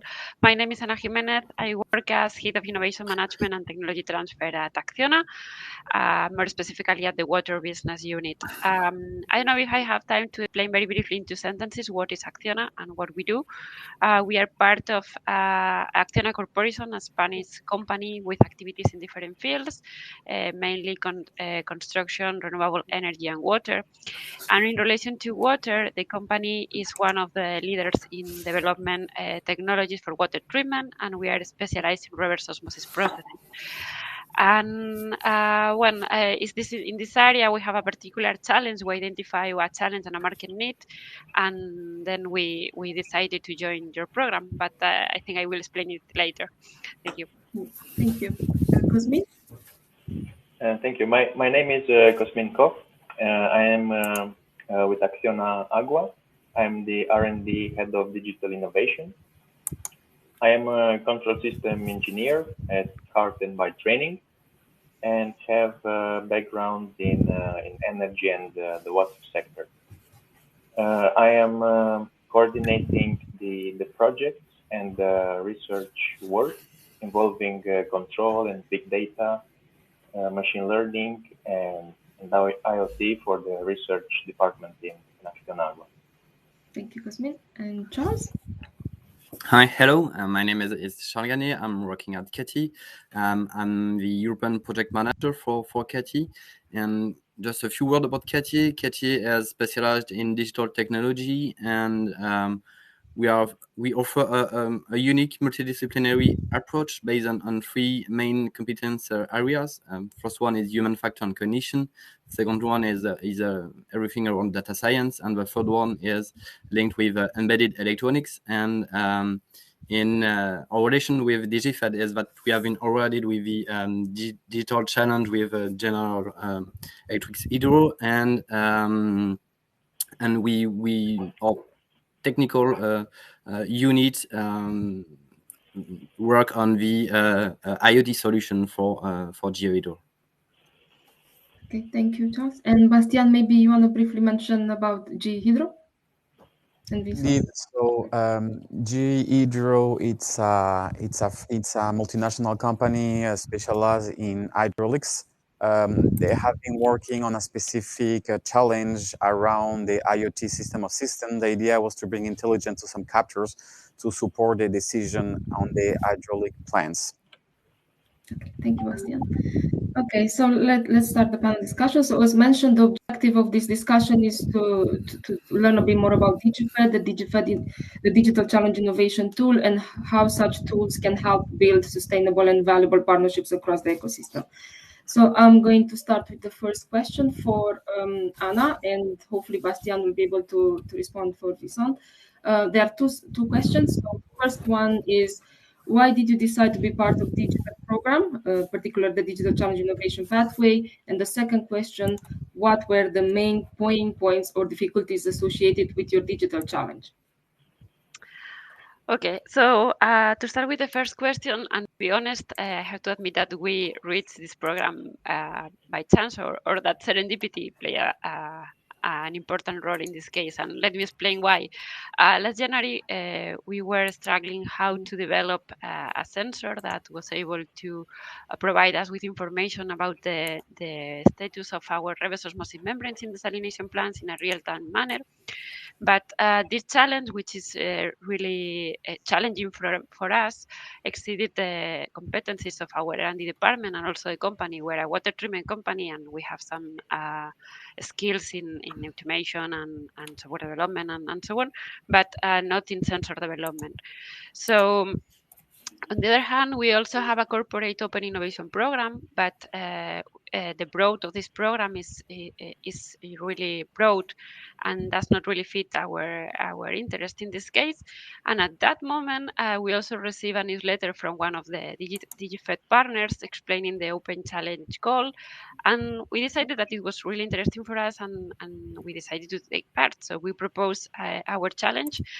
It has a lot of to do, or the main part of this challenge has to do with cyber physical system and embedded systems, and really fits within the scope of this call. And that's why we finally joined the call. So in short, we had a goal, a challenge we were not able to solve. We require very specific skills. The Digital Open Challenge really have those skills, or they have the possibility to provide us with those skills, and both things happen at the same time, and that's why we joined the program. And related to the difficulties, at this stage, as you mentioned previously, we are in the process of selecting the developer or our partner in this challenge. So it's quite difficult to be specific, but I would like to mention 2 points. The first one is the less technological part, is how to translate our challenge, which is really focused on the benefits we will want to obtain, to something that was understandable from a technology point of view. So the first challenge was to set up the features of the sensor and the system, and to be sure that it's understandable from both sides of the equation, let's say. And in this case, I have to really thank your support from Anna in particular, and the DigiFed team in general, because you really helped in this process. And from a more technical point of view, I may anticipate that the main technological challenges or difficulties will come from how to make the sensor in a miniature way, because we really have specific space requirements in this case, and how to transfer to send the signal from water media to a receiver that it's out of this media. But probably my colleague Cosmin can explain or elaborate by this point later, and just to anticipate the difficulties we foreseen in this case. Thank you, Anna. Bastian, maybe you want to briefly answer the same questions? Yes, I have been talking with Vincent. It's pretty interesting because it's not the same situation as Ana Jimenez was saying. I understood that Ana Jimenez got information by serendipity, so it was a nice coincidence. What we have been doing for years now at the regional level with both CA, Immunologic, and GE is we have a strong relation. So this is pretty historic relation we have with them, and we have been working with them in different topics. By exchanging about different ideas and mechanisms, we came to DigiFed as a great opportunity for this open innovation close to the market support. So what was the most interesting from Vincent, it was having this competition, this competitive procedure.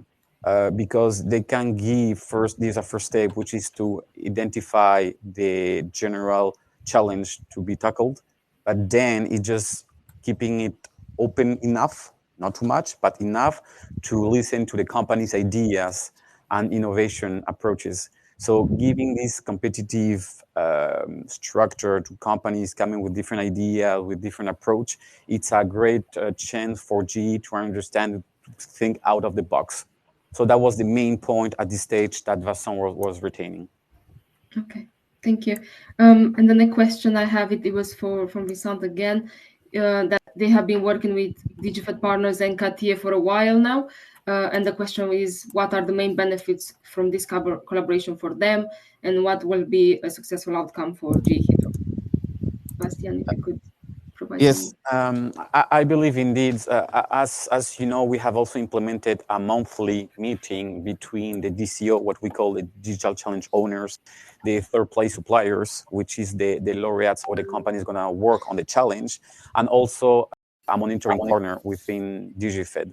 So this is a way of not tracking, that wasn't the word, but like supporting them throughout the development of the project. I believe, because of being in those meetings, that they're pretty happy with the CATIE approach. First, from the professional approach they're having with, as I was saying, thinking out of the box, or at least thinking differently. As GE, it's always refreshing to have different ideas. So I don't think that Charles will say any different, but the collaboration has been really, really fruitful between Cathy, G, and a third party, but Charles will explain later, Aguila, because this is a three-party collaboration. Yeah. Okay. Do you want to comment a bit on the successful outcome for GE from this program? Yes, I think that the successful outcome is first answering to the expectation of the challenge with this prototype. And then, as you know, there is also this business aspect. Indeed, the companies are answering to the ECO needs in ad hoc demand, but the idea is to have a sustainability on the exchanges. So yes, first is to comply with this prototype and the first experimentation, but then also is to have a sustainable relationship with them and potentially also with other suppliers. Okay, thank you. Okay, move on to Charles. So CATIA has been selected to develop a solution for GE Hydro Digital Challenge. What are the main benefits for yourself from this collaboration, and what have been your challenges so far? What have you achieved so far? Yeah, thanks. First of all, we are very happy to have been awarded through the digital challenge of DigiFed. And as Bastien said, we have installed this digital challenge in a consortium with Aguila Technology. It's SMEs we were used to work with.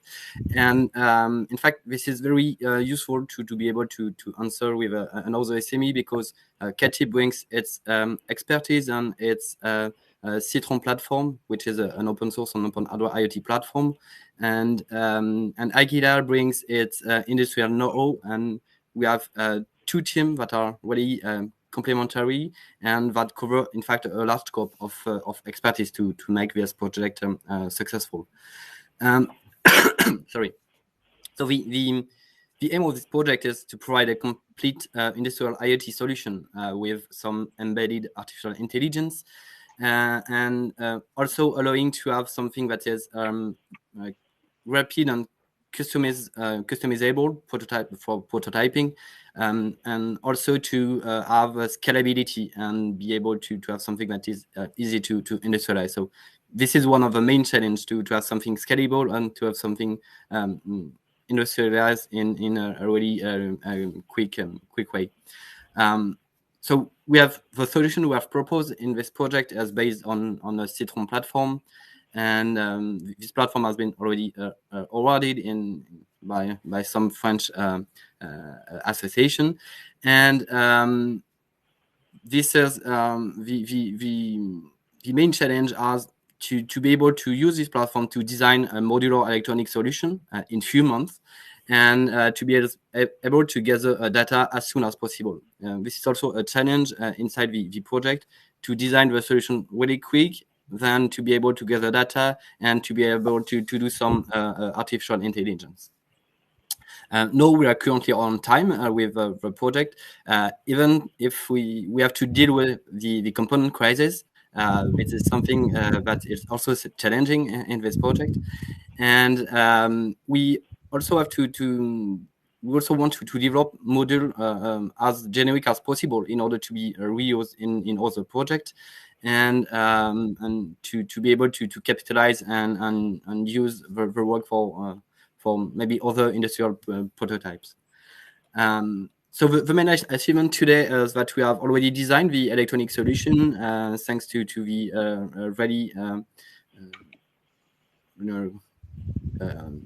good collaboration with GeoHydro and with Aguila.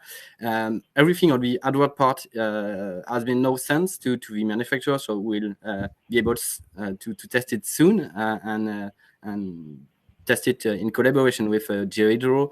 The main software library have been integrated, and now we want to deliver things by the end of December as planned. So we have a lot of things to do, and it's really interesting for us, and I hope also for GeoHydro. Yeah, I'm sure. Thank you, Charles. Okay, I'll briefly move on to Cosmin. So, as mentioned before, we are in the process of selecting a European innovator to develop a solution for your challenge. We'd like to know what are your expectations from the collaboration with both DigiFed and the selected startup, and how will the program help you achieve strategic objectives in your business? Mm-hmm. As Anna already mentioned, Acciona is one of the biggest players in the field of desalination plants, and we have specialized know-how and experience in constructing and operating the large desalination plants, teams with extended knowledge in process control, optimization, and data analysis. However, the task that we discovered required a different set of skills: IoT, sensor, miniaturizing, remote charging, communications, and this is where DigiFed came in, as it is able to provide access to this ecosystem of startups that have exactly this required set of skills. And also what we saw is the DigiFed presents this framework of collaboration with the selected startup in achieving our goals. So different stages, different steps, and they are managing the communication with the startup on one hand, and with us on the other hand, and the evaluation procedures. And it's very gives you a lot of confidence that this will turn out a successful project. And we have 6 or 8 startups that provided with their proposals. Some of them very, very interesting. And by the end of this challenge, we expect to have a working prototype in our facilities, a prototype that will fill with our requirements, and by no means they were easy. So we had challenging geometrical requirements. It has to fit inside the tube, and the communication has to be remote and needs to be self-powered and has to last for 2 years. So it's quite a challenging challenge. Yeah, we have quite a few constraints there for the solution we're looking for. Indeed. Okay. So yeah, I think Anna responded a bit to the second part of the question as well. So thank you, Cosmin. Thank you. Moving on to the last question of this panel discussion, a question for everyone. So the Digital Challenge Innovation Tool is a new tool introduced by DigiFed, as I already mentioned. Would like to know from everyone, how can we build sustainable and valuable partnerships to strengthen open innovation while solving real-life challenges and use cases? And what are some of the best practices from your point of view? If I can start with Anna. Yes, so I will try to answer the first part of the question with the second part of the question, because you already have implemented some best practices that I think they will support you in maintaining this ecosystem. So what is really valuable for us is the ecosystem you have created. It's constructed along the value chain of the project. So some DigiFed partners are among the most skill centers in Europe. They have a network of contact that have been able to gain the attraction of end users like Acciona and G as well. And between both of us, you have been able to identify key technology companies that can support us. And I think for the future, what is important is to maintain and make this ecosystem to grow. And for that reason, I think it could be very interesting to tell the success stories of this experiment we have started all together. And these are two of the best practices that you have been very focused on taking advantage of your network of contacts and to put all of us in together. And the second part is related to the process of how this have been done. I would like to mention the transparency you have in all the process. The selection process in some parts resembles a lot to a real bidding process in which the company has a lot of expertise. You have a question and answer session. You have the opportunity to exchange information with the developers, and that's really valuable for us. So we all are on the same page, which is also another very important point from our side. You mentioned before that it's a challenge really market oriented. This is what our main goal to join the challenge. We would like to have a pre-commercial product in 9-12 months. The time schedule is very important for us, and for that we need a real work plan, identifying the risk and working in close cooperation and together with the technology company. So just to summarize, the community you have created, how to explain the success stories to the audience, and the mechanisms you have started or put into practice, communicating between all of the companies being part of the ecosystem. Okay, thank you, Anna. So if I can move to Charles to be the next person who to answer to the same question. So from your point of view, Charles, from an innovator point of view, how can we build sustainable, valuable partnerships to strengthen open innovation while solving real challenges? And what are some of the best practices from your point of view? Yes. For us, we think that the digital challenge approach seems very good for SMEs. First, to be able to work with big companies, but also to be able to be identified by these companies, because sometimes this is a very difficult task. And so I encourage to have this process in other projects. Concerning the selection process, there was two steps in the selection process. The first with a filter in order to identify if a company is in the scope of what is expected. I think this is a good idea to process, because sometimes from SME it's difficult to understand at the first time if they are already in the scope. So it's useful both for SME and also I think both for the digital challenge owner, in order not to have a lot of proposal to evaluate. And then the second point I want to highlight is that for SME, even if the proposal is around 20 pages, it takes a lot of time to write a good proposal, something that is really understandable, and having a support to be able to write this proposal is something that I think it's very important, because a lot of SMEs are not used to do such things. So it's one point that I want to highlight. And the last point I want to highlight is that you have organized different webinars in order to understand the real needs of the digital challenge owner. And this is something really useful. And that was really useful for us to be able to ask questions, to better understand, and to discuss directly with the digital challenge owner. Thank you, Charles. And Bastian, if you have any thoughts from G-Hydro that would like to share with us? Yeah, I believe the satisfaction is pretty much the same with what Charles and Anna were saying. First, having this scouting experience, identifying new pioneers companies is pretty helpful. And then also this technical business approach, because we're not only evaluating the technical, which is of course very important, but also the business and the potential of the projects.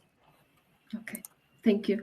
Okay, so I think this was the end of our panel discussion. I would like to thank everyone for participating in this discussion and for the time and your sharing your thoughts and insights on this topic. I think that was it from our side, Bastian. Thank you very much, everyone, for your participation. Just a small survey. It is important for us also to identify what was the keywords that you retained from this presentation. So we have on the top, you can click to answer and just give us the keywords that was the most important for you on this digital challenge. We have been talking about a lot of different actions within this innovation pathway. I won't say any because I don't want to give you any answer, but just whatever pops up from your mind that for you was the most important from Digital Challenge. We will give you 1 minute, and then we will pass to Pierre Damin, who will introduce you to another initiative, which is called Silicon Europe Alliance. He will be diving into this alliance. Just 30 seconds, and then we close the survey. Again, thank you very much, Anna, Cosmin, Anna, Charles. Thank you. Wish you a good day. Thank you. Bye. Thank you.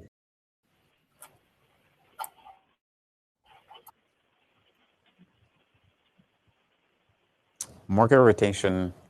Fair enough. Ecology, innovation, ecological aspects. Yes, indeed, the challenges we're having tackling are very much oriented in that sense, and also be represented by the Digital Challenge owners. Startup ecosystem definitely is about collaboration between small and large companies. Thank you very much. So now, with no further ado, Pierre Damien. Yes. Thanks a lot, Bastien. So I take the seat of this next panel session. I would like to welcome Dieter and Ola. Dieter and Ola, are you with us? From Belgium and from Sweden. Are we connected?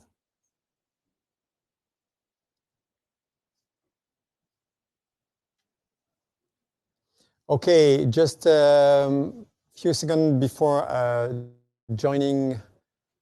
Okay, Dieter. How are you, Dieter? Okay, we cannot listen to you. Can you try again? Okay, there's no sound from Dieter at this stage, at this level. Is it coming from our side or is it? Okay, there's a technical problem, Dieter, at this time. We see that your mic is open, but we cannot listen to you. And Ola is connected or not yet? Yes, he is. Yes. Hello, I'm Ola. here. Oh, same trouble. I'm afraid of. Can you try to? Here we go. Ola?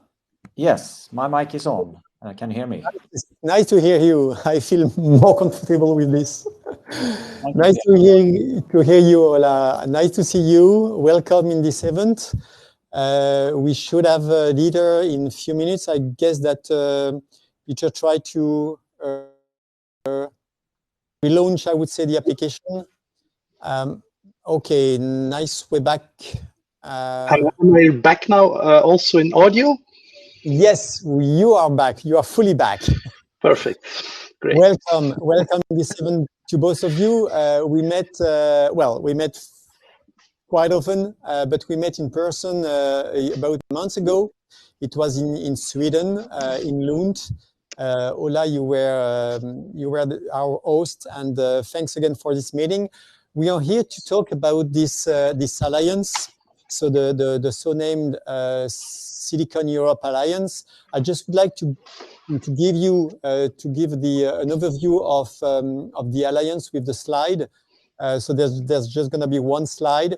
The Silicon Europe Alliance is an alliance for that we set several years ago with few clusters. We are now 11 clusters belonging to this Silicon Europe Alliance. It's a collaboration of clusters. The common point between all of us is the digital.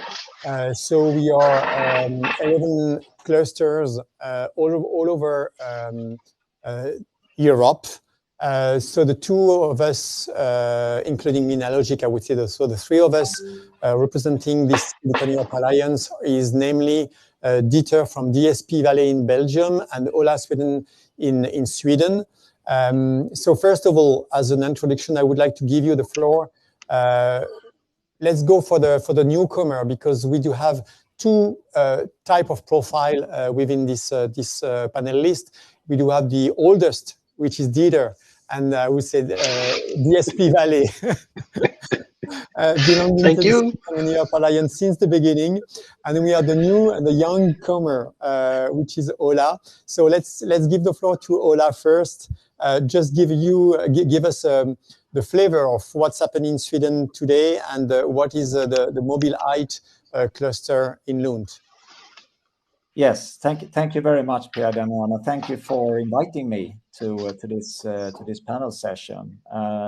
And as you rightly point out, we are quite new in the Silicon Europe Alliance collaboration, but as a cluster, we have been around for some time. We started in 2009 as a cluster organization, and actually back in those days, the focus was, as the name implies, Mobile Heights. The focus was actually the mobile phone industry. So it was started by a couple of key players and the universities here in the south of Sweden.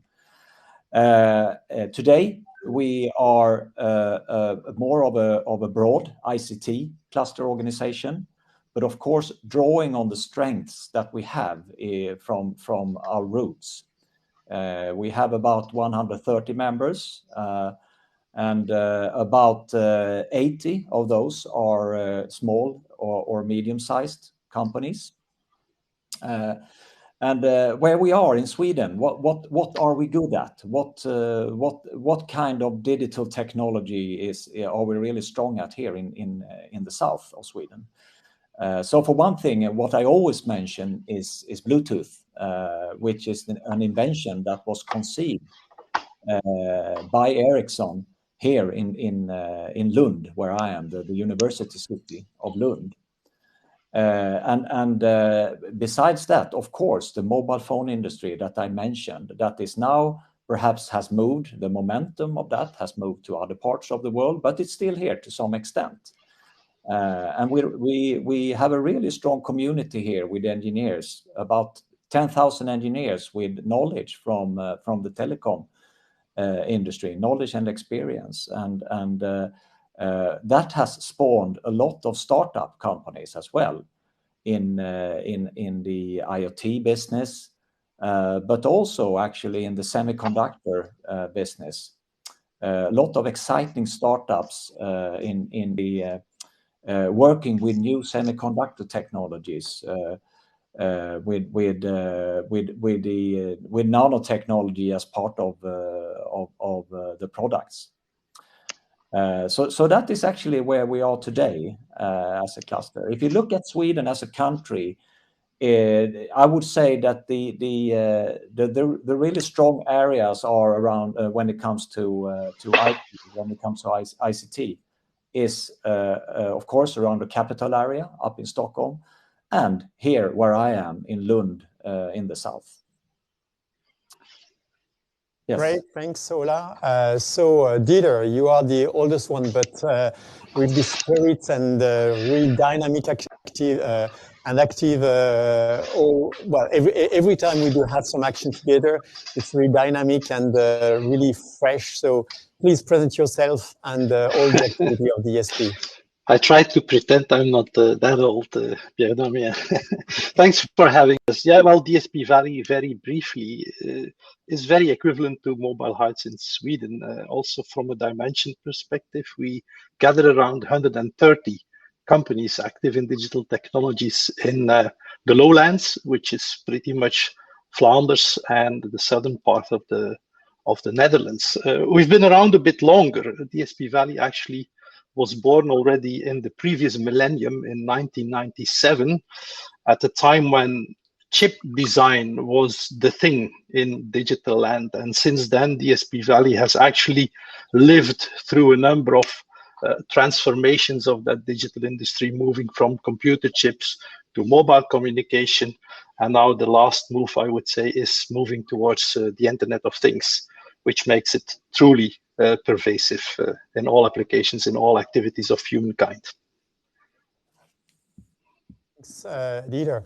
I would like to come to a discussion around the, I would say, the advantage and the concrete action of the Silicon Europe Alliance. So early in the event, I mentioned the Minologic business meeting, where Minalogic has set this event every year, and we welcome our colleague from the Silicon Europe Alliance, like you, for this meeting every year. And for us, it's a real success and a really active and concrete actions for the SMEs. I would like you, both of you, mention some actions that we deliver, that we promote, and so on. So, Dieter, can you tell us all the experience that you do have in this alliance and the concrete action, which are the highlight, I would say, of this alliance every in a daily way, I would say. Yeah, surely I can. Definitely, we are very happy to be part every year of the Minalogic business meetings and to be able to have some of our companies, startups, SMEs, whatever, join in there and matchmake with other parties in Europe, predominantly in France then. But other very concrete examples of the operation of the Silicon Europe Alliance are really also down to day-to-day interactions. I think an essential element and an essential benefit of the alliance is the trust that we are building amongst ourselves, that we are building amongst our regions. And that, for instance, then gives way to us, DSP Valley, as a tiny cluster in Flanders, helping to co-organize a visit of our minister president to the Basque country and do that together with Kaya, another cluster organization, another digital cluster organization in that Basque country. So that's a very concrete example of how we can make things happen. Another one very clearly is based on that trust that we are able to write European proposals, project proposals, action proposals, much more easily. We don't have to build the consortium anymore. We don't have to get to know each other that much anymore. We can really start from that trust basis and make these proposals together. And these are just a couple of examples. Clearly also the leverage we get, the scale we get from working together, definitely also has a lot of benefits in setting up events for our companies. But I'll leave it at that. Ola, as a newcomer, can you tell us what was the attractivity, I would say, of the Silicon Europe Alliance, and how do you want to contribute to it? Yeah, I think what Dieter has said is pretty much sums it up. Well, it is the trust that we build among ourselves. That's really important. That's the key thing. And you know when it comes to the daily business, what I want to achieve, of course, is to leverage the European network for the companies here in the region that we work with. Like you mentioned, Dieter, how to reach out to other development partners, for instance, in other parts of Europe, and where we can leverage the trust that we have. So we have the trust with the companies that we work with here, and we have the trust within the Silicon Europe Alliance group, who in their turn have the trust in their regions. I think that's a very powerful shortcut that we can provide for our companies in our respective clusters. And I also think that for instance, what we did during the strategy meeting when we met here in Lund, we also, I think the all attendees from the Alliance found some really good contacts here in the regional ecosystem and in the Swedish innovation ecosystem. What we did at that time was also actually to introduce some national players in not necessarily within ICT, but in other sectors of Sweden that is working with their clusters. And we organized the matchmaking with the Silicon Europe Alliance members during the strategy meeting here. So I think that's I want to see more of that as well. I think that that will take us a long way, actually, if we will continue to do that within the alliance to build that kind of trust and to enable all of those connections. One thing, Dieter, I remember a few months ago we presented the alliance to Anne-Marie Sassen. So she was introducing this session today, And we had a really good discussion, I would say, with her.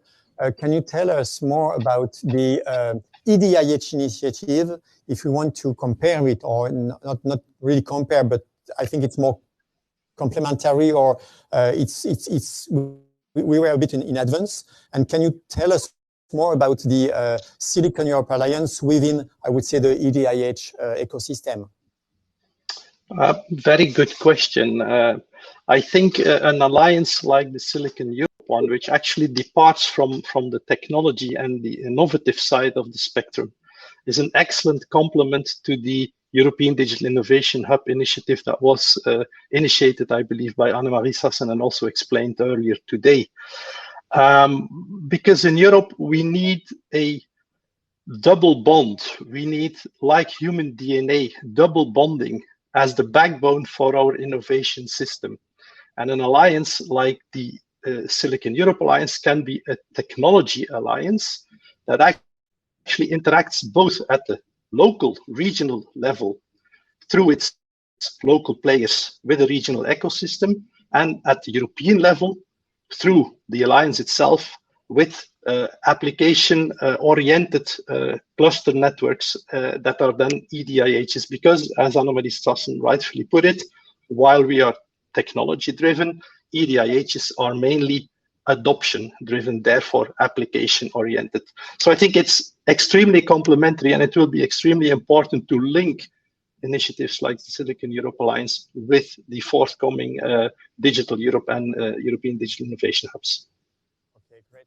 Maybe Ola, you can complement the add some words about it, because we have been working together in a task force within the Silicon Europe Alliance dedicated to the EDIH with you and your team. Can you tell us more how you can see the future within this alliance, within the EDIH network, and your vision about that? Yeah, I mean, if you look at an EDIH, one way to view it is that we, as ICT cluster organizations, we are at the core of the EDIH. We are the ones that is supplying the expertise really for the digitalization activities that will happen in the EDIH. And therefore, it's very logical that we build the alliance between the ICT clusters. For me, that's that is the way to do it, actually. Otherwise, we run the risk that it will be a little bit fragmented if we try to build alliances across all the different sectors. So we are the glue, I would say, in the EDIH setups. So for me, it makes a lot of sense to form the alliance between the ICT clusters. And that is also one of the reasons that we saw Silicon Europe Alliance as such an attractive context to be in as a cluster. Okay, we are running late, but we are quite complete, I would say, in terms of explanation about the Silicon Europe Alliance. Thanks for joining us for this meeting and for this panel. Well, for the panelists. Wish you to come back soon in Sweden to visit this great ecosystem in Lund. That was a good experience. Thanks again for this visit. Dieter, I would like also to thank you, and I give you the floor because you will be the next panelist leader.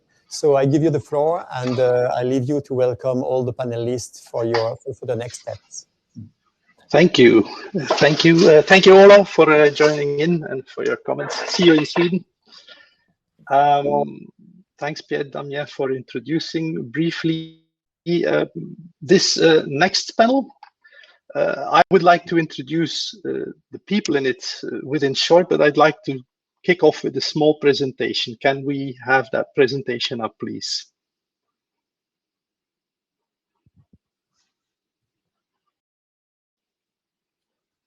There we go. There's, in fact, two topics we'd like to address in this upcoming panel. One is the sustainability of a cross-border pan-European collaboration on technology and innovation beyond the scope of a European project. Second one is experimentation as a strong means to support innovative companies and bring their vision, their proposition to reality. Next slide, please. This really depicts a bit of the context of the Smarties project that was the origin of what we are about to talk about and to discuss in the panel. Accompanying the emergence and the adoption of a new technology takes a lot of effort and a lot of time. Therefore, it takes a lot of vision and a lot of perseverance from certain persons to bring this accompaniment of this industry through its many phases and to bring it to fruition. For flexible and wearable electronics, this already started in 2011. But at the time when the market of flexible and wearable electronics was truly embryonic. Next slide. Next slide. Next slide. And over the years, as you see, multiple projects subsequent to one another have been needed to bring this industry to fruition. Today, unfortunately, this slide is not represented well, but I can talk it through it. Today, the industry is on the verge of becoming globally a $100 billion industry. And we are now at the end of what I would say is horizon type of support to this industry, which brings us to how to consolidate what we have achieved, how to make it into something sustainable. And that brings us to the concept of a true alliance, a true legal embodiment for structure, a pan-European structure in support of the flexible and wearable electronics. Next slide. So here you see some of the detail of the embodiment that we have chosen. It's a not-for-profit organization, an international not-for-profit organization, and you see the list of its initial supporters, and you also see the governance. The chair is CEA, and its representative will be in the panel in a minute. Amires, which will have a presentation later in this conference, is the vice chair. DSP Valley, me, myself, we are doing the daily management. And then we have OES, the only true regional flexible and wearable electronics cluster in Europe, in the Dresden area, as the secretary. Next slide.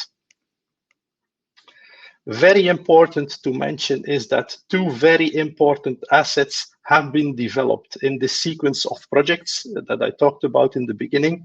Assets of great importance to the sustainability of this Smarties Alliance, Smart Emerging Electronics Systems. One of these key assets is indeed the marketplace, a place where companies virtually can meet with each other and connect with each other in order to find other parties that can solve their challenges. Next slide. The marketplace of Smarties is a very refined one where both technical propositions and business propositions, business counseling can be found along with many other things, but I'll leave that to Rudolf in the next session to talk you through the details. Next slide. The only thing I'd like to add is to show the importance of this marketplace and to show what it can do. Here we illustrate the take-up of in Smarties of application experiments and how it has helped us reach entrepreneurs and innovators throughout Europe. You see here the chart of innovative companies we interacted with and beneficiaries that have received support. Next slide. Second, next to a marketplace, Smarties also articulated the services that can be delivered by a pan-European industry mediator, can and should be delivered. And in brown, you see the 6 service areas direct to companies, startups, scale-ups, SMEs. And in blue and above that, you see at the European level, the 4 service areas that European associations, like the Smarties associations, can deliver to the regional industry mediators. Next slide. These 2 assets and definitely the, let's say, the blueprint of the services have allowed us to derive our unique selling proposition as a new pan-European association. And in summary, these are, first off, we are end user / application driven. We don't do technology push. Secondly, We have organized scale for this emerging technology on a European level. And thirdly, in terms of experimentation, all the large players are on board. All the organizations within Europe that are capable of helping starting ideas, embryonic ideas in flexible and wearable electronics are on board. And we'll hear more about that in a minute because next slide. Last thing I'd like to say, but I've already mentioned it when we talked about the Silicon Europe Alliance, this type of association, the yellow type of association, working on European technology is very important in interacting with these blue types of associations, European Digital Innovation Hubs Association, in terms of forming indeed that European innovation backbone, DNA of an innovative Europe. Now, without further ado, I'd like to introduce the panel. Next slide, please. So here we have two innovative companies that have benefited from the cascaded funding inside the Smarties project. We have the LIM Group with Marie Sapon, and we have eWiz, a startup company by Patrick Chan. And we have two of the industry specialists that have accompanied these companies, which is Johan Bohard, a business developer for Blue Morpho, and then, of course, Jérôme Gavier, one of these visionary people, one of these perseverant peoples that from 2011 onwards has pulled the mediation for the flexible and wearable electronics forward. Jérôme, I give the floor to you now, if I may. Yes, thank you very much, Dieter, and thanks also for flattering me so much. So good morning, everybody. And yes, it was a good thing to introduce Smarties with this overview on where we are coming from as a consortium and as a project, from Colae to InScope to Smarties 1 and now Smarties 2, and also showing where we are going to this time as an association and towards providing services to the community. Now, maybe to briefly introduce this panel discussion, because we are short on time, just to say a few words from the coordination seat. And especially to say that when you are setting up a consortium, a project, and then when you are executing your project, it's obviously very important and also interesting to know what the experience is on the other side of your project. And being a DIH project in the present case, the other side is are the third parties. So the SMEs, we are to engage through a digital experience by experimenting our digital technologies. And this is a pleasure today to have two representatives of these third-party SMEs we have engaged in Smarties 2. Just to give a couple of numbers, we are to support a total of 47 application experiments, which are these small SME projects for experimenting technologies. And in total, we are to engage around 80 third parties. So to say that there is in average more than one third party per project, per application experiment. And today we have two representatives of these application experiments we are supporting at the moment. So Marie Sapon from the LIM company and Patrick Chan from eWiz company, who were already introduced by Dieter. So I've got a couple of questions to ask you, and so to get your feeling, and then I will switch to Johan for additional questions. So Marie, Patrick, my first question would be about your initial motivation. What were the actual needs you had at the time you get in contact with Smarties and you applied for some support? So we'll start with Marie first, please. Hi everyone. Hello, good morning. Thank you.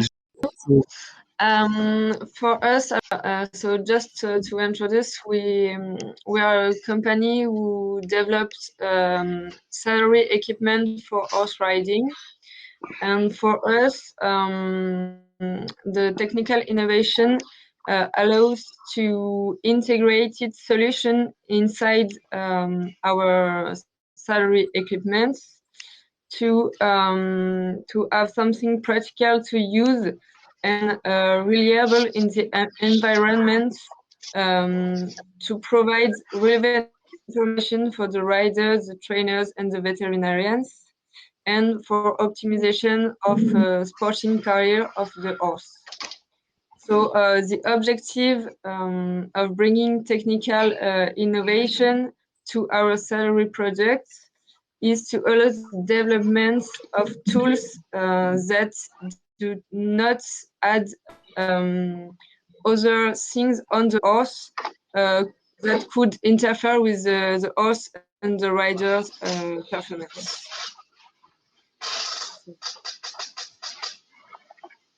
Okay, thank you, Marie. And what about you, Patrick? So what was your initial motivation to request some Smarties support? So at EWIS, we are working on sensor, smart sensor for sport application.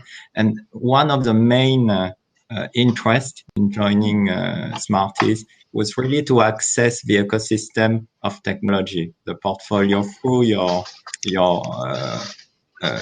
technology partner, and allowing for us to go to miniaturization, to shoot, to aim for manufacturability of our prototype, because we as a young company, we work at the early phase with early adopter academic people. So that was among, of course, the small, I would say, financing through your partnership, access to technology, to high-end technology is very important to us.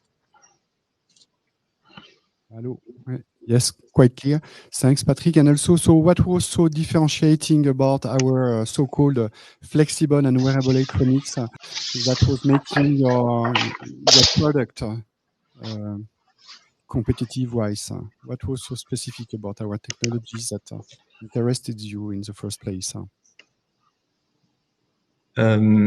So for us, being on sport application, what was very attractive about your portfolio and the people that are the research lab and the companies are the capability to use new technique, printed electronics, flexible electronics that allow to integrate and shoot for really highly integrated product, have the electronic be part of garment in our case, or textile product.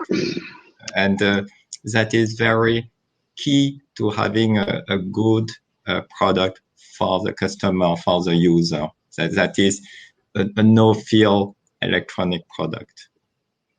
Okay, quite clear again. Thank you very much.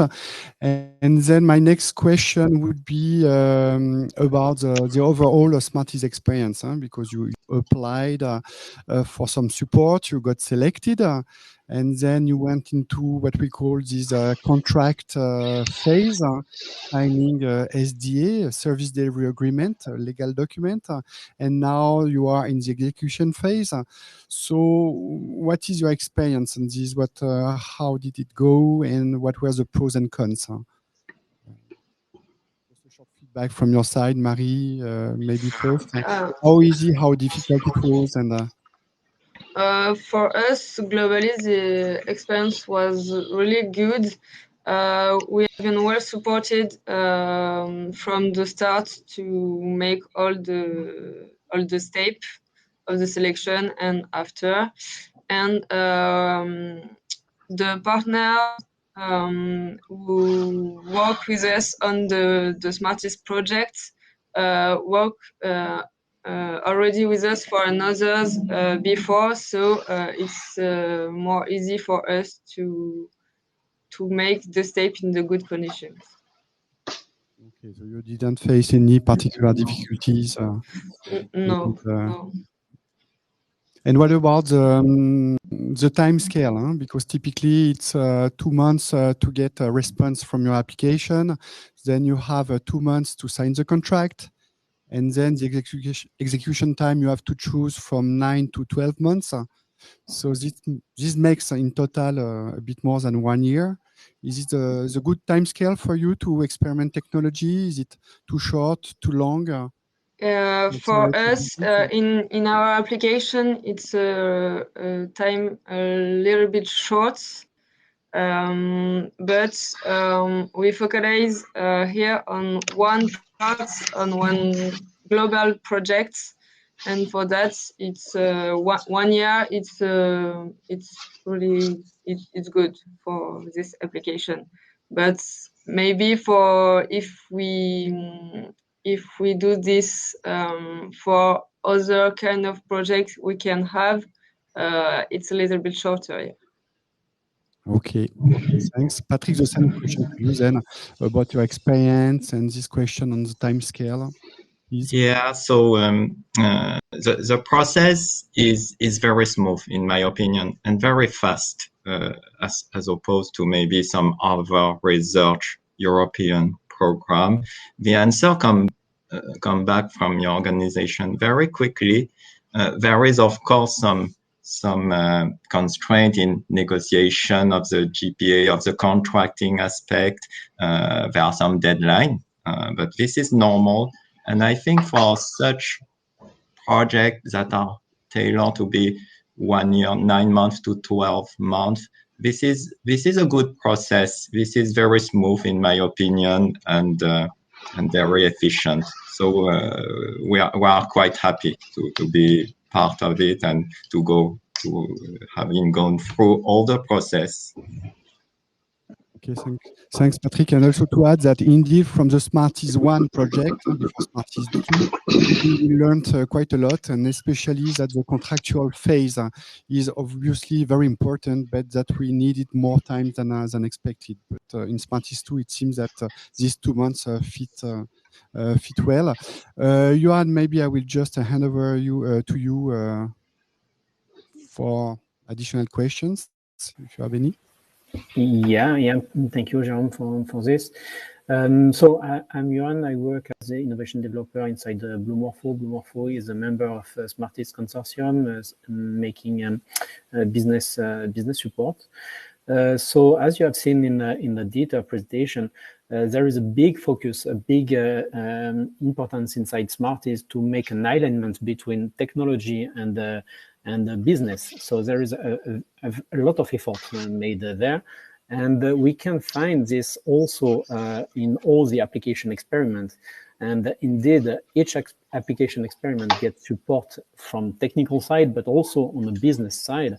And I would be really interested to get some feedback from Patrick and Marie about how they have feel this support. And the idea behind inside Smarties is to make a leverage from the technical innovation to get differentiation on the market. That's the idea, to take a benefit from the flexible electronic to make a differentiation on the market. And so we have made this tool to make this possible. And I would be interested to get some feedback from Patrick and Marie on this topic. So for us, Smarties was primarily an opportunity for our company to gain access to technology that we didn't have. The discussion with the technical partner made possible to redefine objective of some projects and discover innovative technical solution like the flexible electronics, and adapt our need in your projects. For the financial part, it's also an opportunity because it's allow us to integrate technical solution that we wouldn't have in our application with more.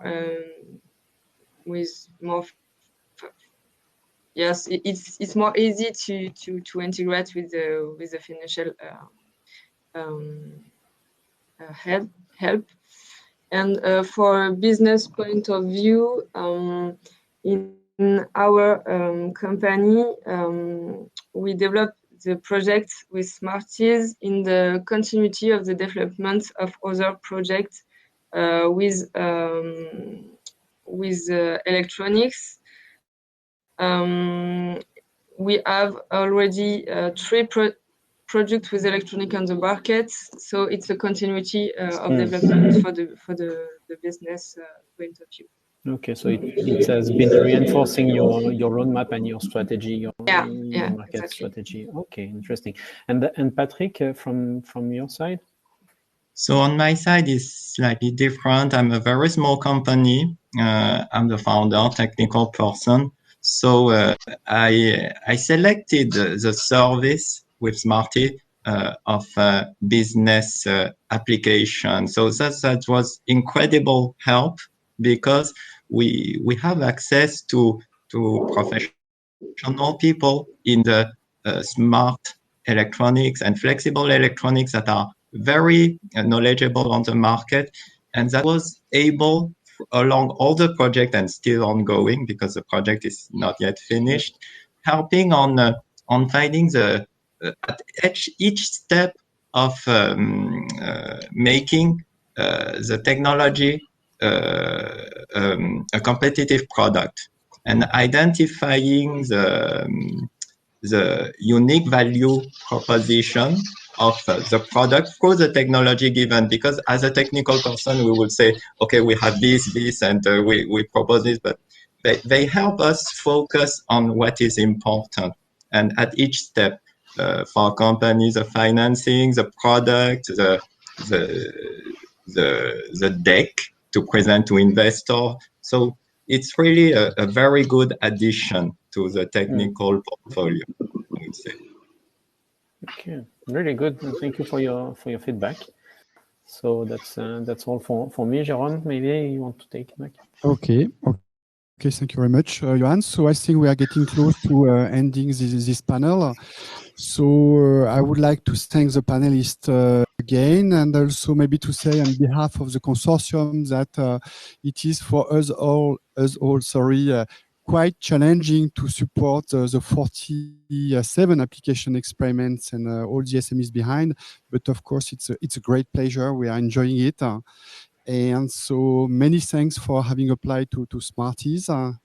And now, Dieter, I leave the final word to you. Well, nothing much to add, to be honest, Jérôme. Thank you for that. But I'd like to indeed thank the panelists. I'm really glad we also got some testimony that both the technical element and the business element is an important service that we can deliver, both from the project and from the alliance that will follow on to it. I'll hand the floor back to Grenoble or Lyon. I don't know where you exactly are, to Pierre Damien or Bastien. And we close this panel session here with. Thank you very much. Thank you. Yes, thank you. Thanks for the panelists, and thank you to lead this panel list. Okay, so we will switch to the next session. I would like to welcome Rudolf from Amires. Can you hear us? Yes, hello. Rudolf, can you hear us? Yes, I can see you and I can hear you. Hey, Rudolf. How are you? Thanks a lot. Good morning. Thanks a lot. Yeah, it's a fantastic event. Thanks a lot. Just a small technical issue. I don't have the shared screen button here. It should come. So just the time to welcome. So first of all, welcome in this meeting, Rudolf. And of course, I would like to give you the floor for this, not least, but just previously, well, the previous last, I would say, I think it's done like this, the discussion about the marketplace. So you had a great experience. You contribute to the Smarties event, to the Smarties project. And the expertise of your company is to build this type of marketplace. So your experience is really interesting. And please share with us your experience. And we will share the presentation. Thanks a lot, Rudolf. Okay, thank you very much, Pierre Damien, for introduction. Greetings to all my Smarties colleagues. Is it okay? You see my screen? Is it fine? I can start.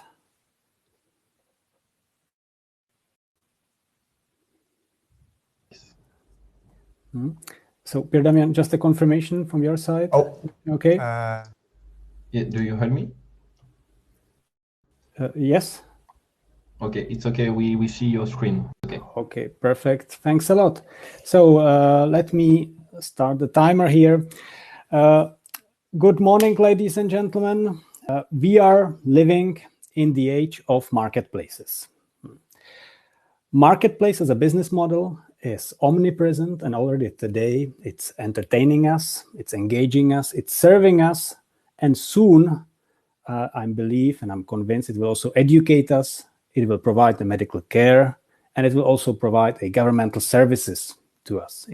If you are still not convinced, let me shoot a couple of names, couple of platforms which we are using almost every day. Google, Amazon, Netflix, Facebook, Alibaba, we have Airbnb, Uber, Spotify, and if you want to have also a European representative here, for example, SAP, a very efficient platform for company solutions. Now, in Amires, we are relatively lucky because we've been involved in a number of pilot lines, in open innovation testbeds, in digital innovation hubs like Smarties. And recently also we started the Photonics Innovation Hub as a large initiative for the photonics community. And therefore, we were lucky to be exposed to this organizational innovation from relatively early on. And I will show you a few information about our motivation. So this, what you can see right now, is a network of projects and organizations which are linked through European projects, in this case, Horizon 2020, in certain technological domain. We have developed a database where you can easily visualize it, but we need to understand one thing. This is the 10 or 15% of all the projects which were submitted to the European Commission. And here, what we can see is that the projects are more or less going into the same regions, which are also outstanding regions in terms of the economic performance in the GDPR. So practically, we see that the financing is going to only 10 to 15% of projects, but this means that it also goes to only a small drop of organizations or companies. Now, I'm not sure about the percentage, it's not important, but simply with this logic, it means that the majority of organizations which are willing to cooperate on European level, they don't have this possibility. And it is our own obligation to do something with it, to bring these technologies and this possibility to cooperate on a European level also to the rest. How we would do that, according to our logic, is through replication. That means that if we have developed some products, prototypes, or services within European project, we should be able to offer them to the broad range of companies around Europe. Now, if we go to other European funding, like Eureka, Eurostars, you will see that actually they are not creating bigger clubs, they are not creating consortia, and therefore we came with this idea of generating a virtual catalog, which we can also call marketplace. And this one is an example of the marketplace from Project Smarties. And again, it is our duty to change the paradigm and to allow these various types of interactions between organizations themselves, but within different organizations, and the offering which may be purchased directly, which may be allowing collaboration directly. So you've seen this slide. This is a welcoming page. I've been also pasting this link to the chat window if you want to immediately check what the marketplace is, how it looks like in our understanding. Practically, it has several main building blocks. First is the organization registry. So there we have all the companies which are linked to certain technological field, in this case, flexible and wearable electronics. We have also a technical marketplace. Therefore, there we can share, and all the involved stakeholders can share their technical offerings. And then we have also a business marketplace, therefore a place where we can get and we can acquire a business support, we can acquire community building support, and also skills and training. We have also another module linked to community where we can share information, and everybody who is registered can share an information related to these activities you can see on the top, being that events, funding, jobs, reports, skills and training, or other videos.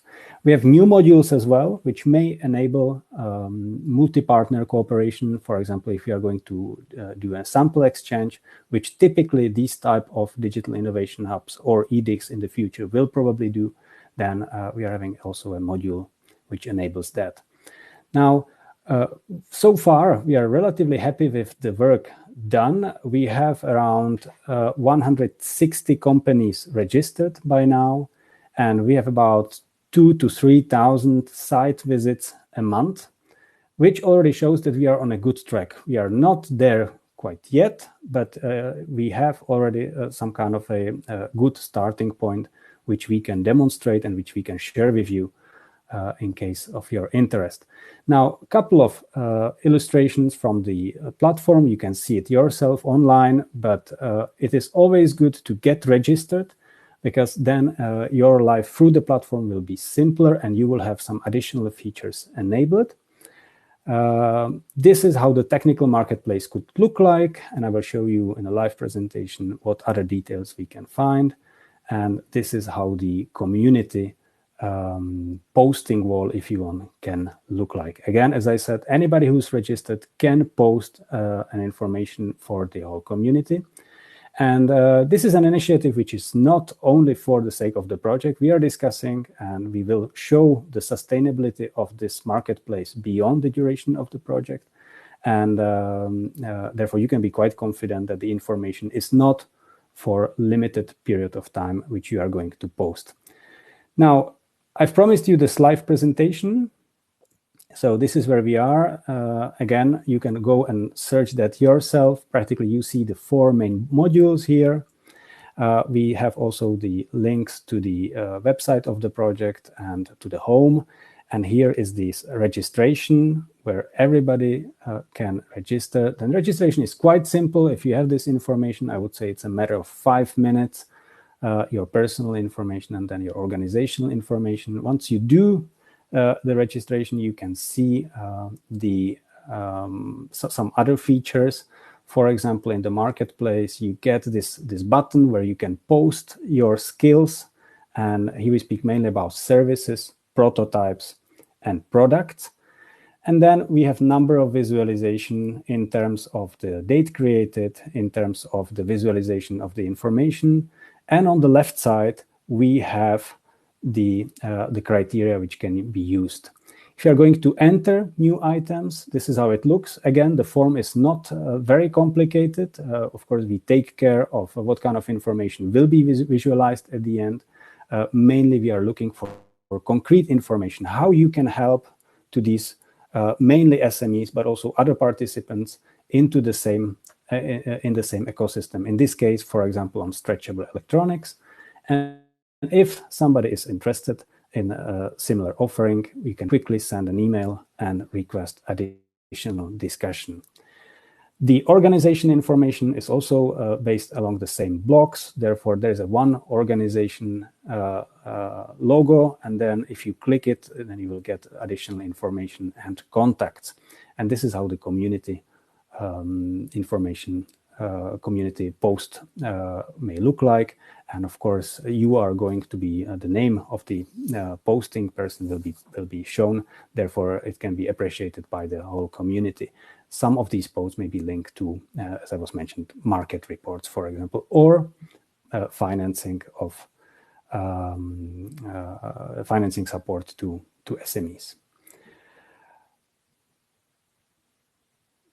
Here we have another post. So I think that this is enough as a short introduction into the platform. I will just close very quickly.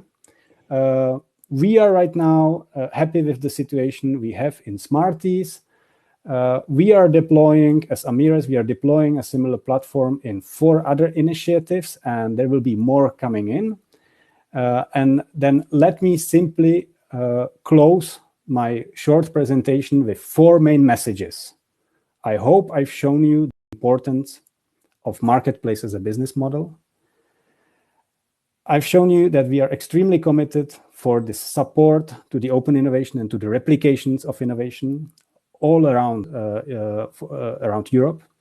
And I would invite you to check the Smarties website, and I will also invite you to contact us in case you believe that similar marketplace may be useful for you, your digital innovation hub, or your future EDIH. And with this, Pierre-Damien, the word is back to you.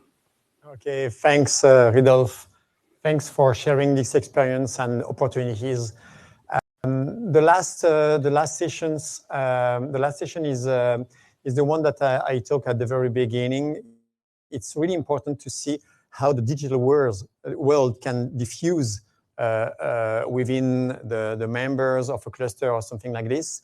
But it's also important to have the vision of someone who is, I would say, not outside, very close, but outside anyway, the first circle of the digital approach. So I am pleased to welcome François Régis. François Régis belongs to Tectera, a cluster dedicated to textile. So you can see that it's a really traditional application domain, which is just important in the economy purpose, I would say. And it's good for us, François Régis, to have you within this event, because you will explain us how the digital ecosystem, I would say, impact your own business. So the floor is yours, and after that we will conclude the meeting.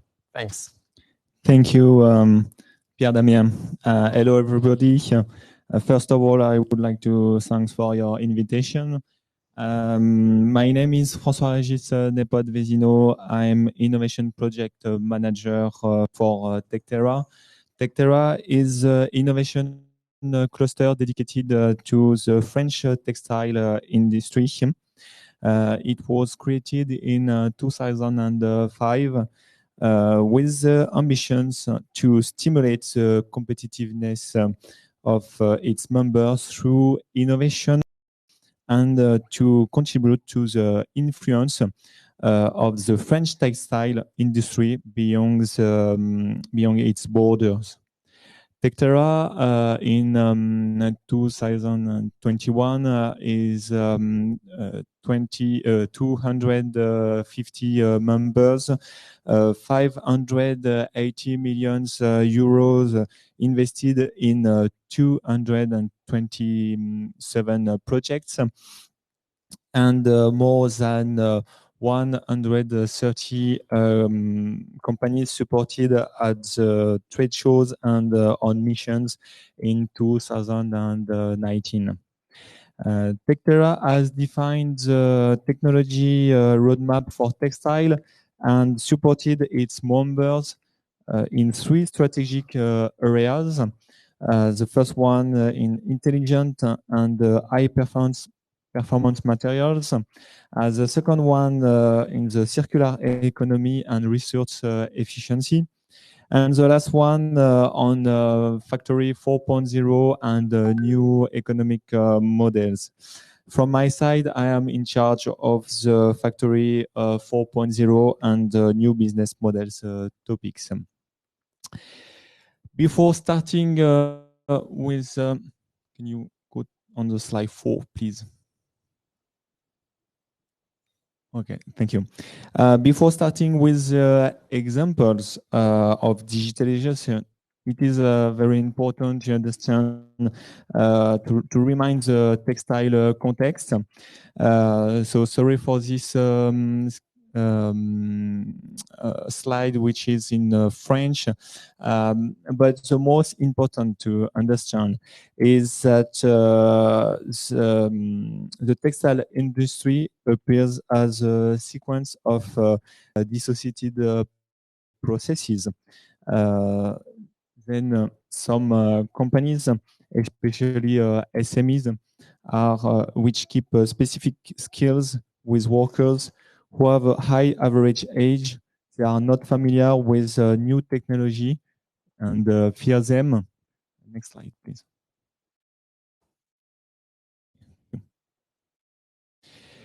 Beyond an international organization, the external organization of the company can work with subcontractors who also have their own process. So it exists a wide range of economic models.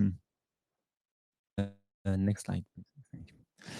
Despite those elements, textile companies try to adapt them and adapt their organization technology to stay competitive and keep the skills and business in local. And we have several examples of digitalization from the production to customer experience, like first of all, conception. The textile, you know that the textile market has been shown as generated the most pollution with a lot of waste. So the companies try to react by reducing their impact from the beginning with the consumption of the new products, new collections. For that, the target is to avoid several trials with each time samples by using 3D technologies and have only one sample, the right one at the and the best one at the end. So it's a way to reduce a lot. The previous slide, please. And they can also use some avatar for that. Next, about the production, I will take the example of shoes manufacturer made in France, that they are using some robots and digital twin in order to produce in local from the fabric to the finished shoes in France. For the customer experience, this then with COVID-19 and the lockdown, fabric and finished garment supplier had a lot of problems to sell their fabrics due to textile is a filling market, and it's difficult to sell them without visiting the customers. So they try to develop digitalization by with technology like avatar. And try to digitize their products and show the aspects fallen in order to be the most close to the final aspect, the real aspect, and try to sell them by internet with also video conference, etc.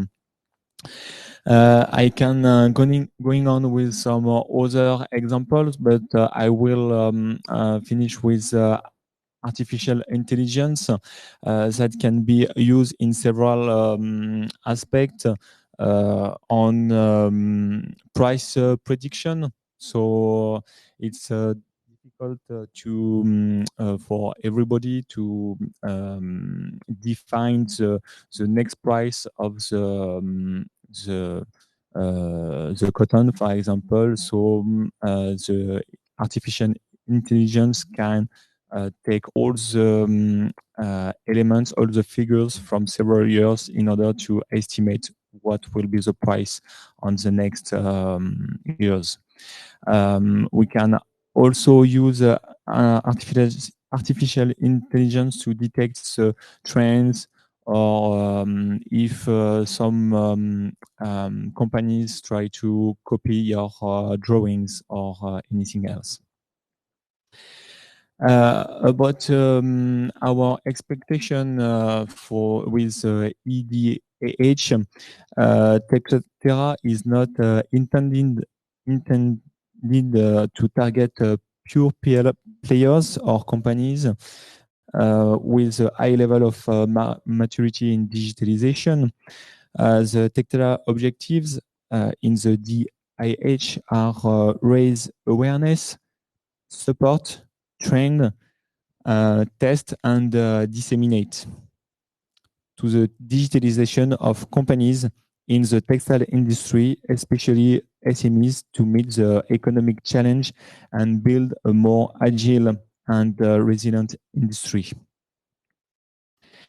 Tectera wants to disseminate and create an acculturation of all SMEs in the textile sectors with a specific focus on the fashion and furniture sectors. The solution provided and supported through the DIH MinaSmart will be part of the structuring of the company with support function such as product traceability within the company and outside, counterfeiting, and or customer with trends. The DIH MinaSmart is a way to concentrate the knowledge, experts, action, etc. in the same place and facilitate exchanges between techno providers and end users companies. It's also a way to share experiences. And thank you. For our next big challenges for the textile digitalization, first of all, is reindustrializing and relocating textile activities in France and try to fight against the Asian market. The second one is to be more competitive, and the third one is to keep and transmit our skills and knowledge. It's very important to keep our skills in France and avoid to let them going out of our countries.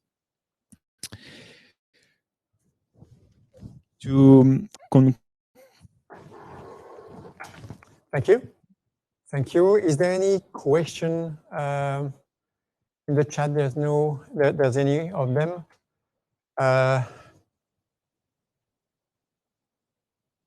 Regeneration as opposed to replication.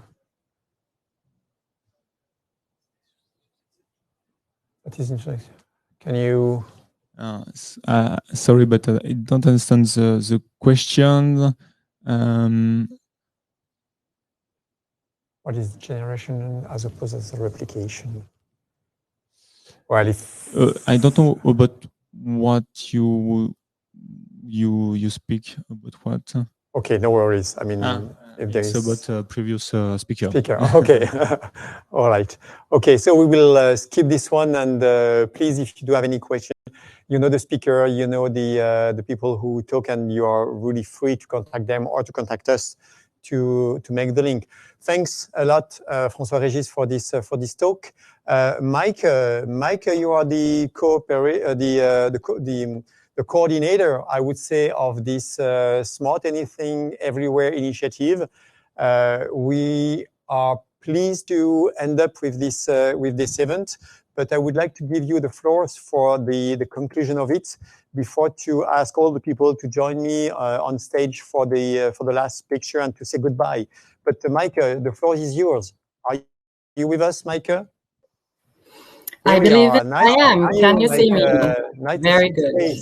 So, hello everybody. So my name is Maike Reimann from Steinbeiß in Germany. As Pierre Damier said, I'm the coordinator of the Smart for Europe project. So this is from the Smart Anything Everywhere initiative.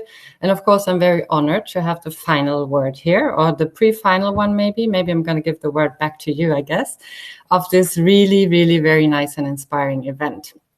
So thanks a lot to the organizers. This is CEA and Minalogic having organized this as a hybrid event. and on behalf of the Smart Anything Everywhere initiative and the EC. And congratulations to you. You have done a great job as moderators, Pierre-Damien and also Bastien. And I know there have been many, many people from CEA and also Minalogic behind the scenes. So great thanks to all of you. Also big thanks to the very passionate speakers and panelists. So you have really given us great insights into many of the details and what is important to the overall ecosystem. And I must say I'm quite impressed on how you manage this hybrid event. So I really enjoy seeing people on stage, as I do right now, and also this seamless interaction with the people coming from the screen as such. Yeah, that's a very nice picture. So somebody should really also do a screenshot and a good picture that we will really save for later on. So what we saw today was really everything from the big picture down to the details. And this was very impressive to me too. So you heard about the strategy of DIHs and EDIHs from the European Commission. You've heard much about collaboration. So collaboration of the DIHs or EDIHs in future from a sister project. You really, really nicely showcased the Aura ecosystem, so the regional ecosystem you have there. And you gave a lot of insights into what SAE projects, DIHs, and what they do for digital transformation of SMEs. So being the coordinator of that CSA and also involved in the initiative as such for over 6 years now, I think, and I know most of you that long as well in the initiative, as you have also been there for a very long time already. I must say I'm one of the big fans of that initiative, also of the digital innovation hubs as such and future EDIHs. So I love the mission really of helping startups, SMEs and mid-caps in the digital transformation, but also the building of this pan-European network. And looking back, I must say, I think we have been quite successful there. So there is a network that is built there already. We're interacting a lot, like it's a network within innovation actions, between innovation actions, between digital innovation hubs. And I think what really made us strong is collaboration and also the attitude to collaborate, to become partners, to become friends. We haven't seen each other for a long time, but hopefully this will happen again quite soon. And I see many of you are there in one room already, so we're improving there too. I believe we have a very mixed audience here today. Like this could be DIHs, EDIH candidates, it could be RTOs or policy making or SMEs. But I think what was made quite clear today is like you can all engage. You have a lot of contact data, and we will put like the Smart Anything Everywhere contact data into the chat. We have a lot of recordings also that you can dive deeper into. And very, very hopefully we can also meet. So one of our next events, which is planned for 13th and 14th of December, and will be one of the last events held by the CSA, will take part in Valencia. And I would be really more than happy to meet you there. So maybe we can have that in the chat, or maybe we have it already. So this is an event where we would really try to get people together into one room and meet again.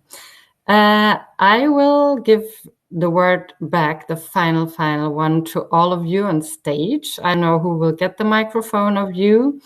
Maybe just a little thing. I think you're still going to post a questionnaire, because we would always be happy to have your feedbacks also. So feedback on the event. I don't know if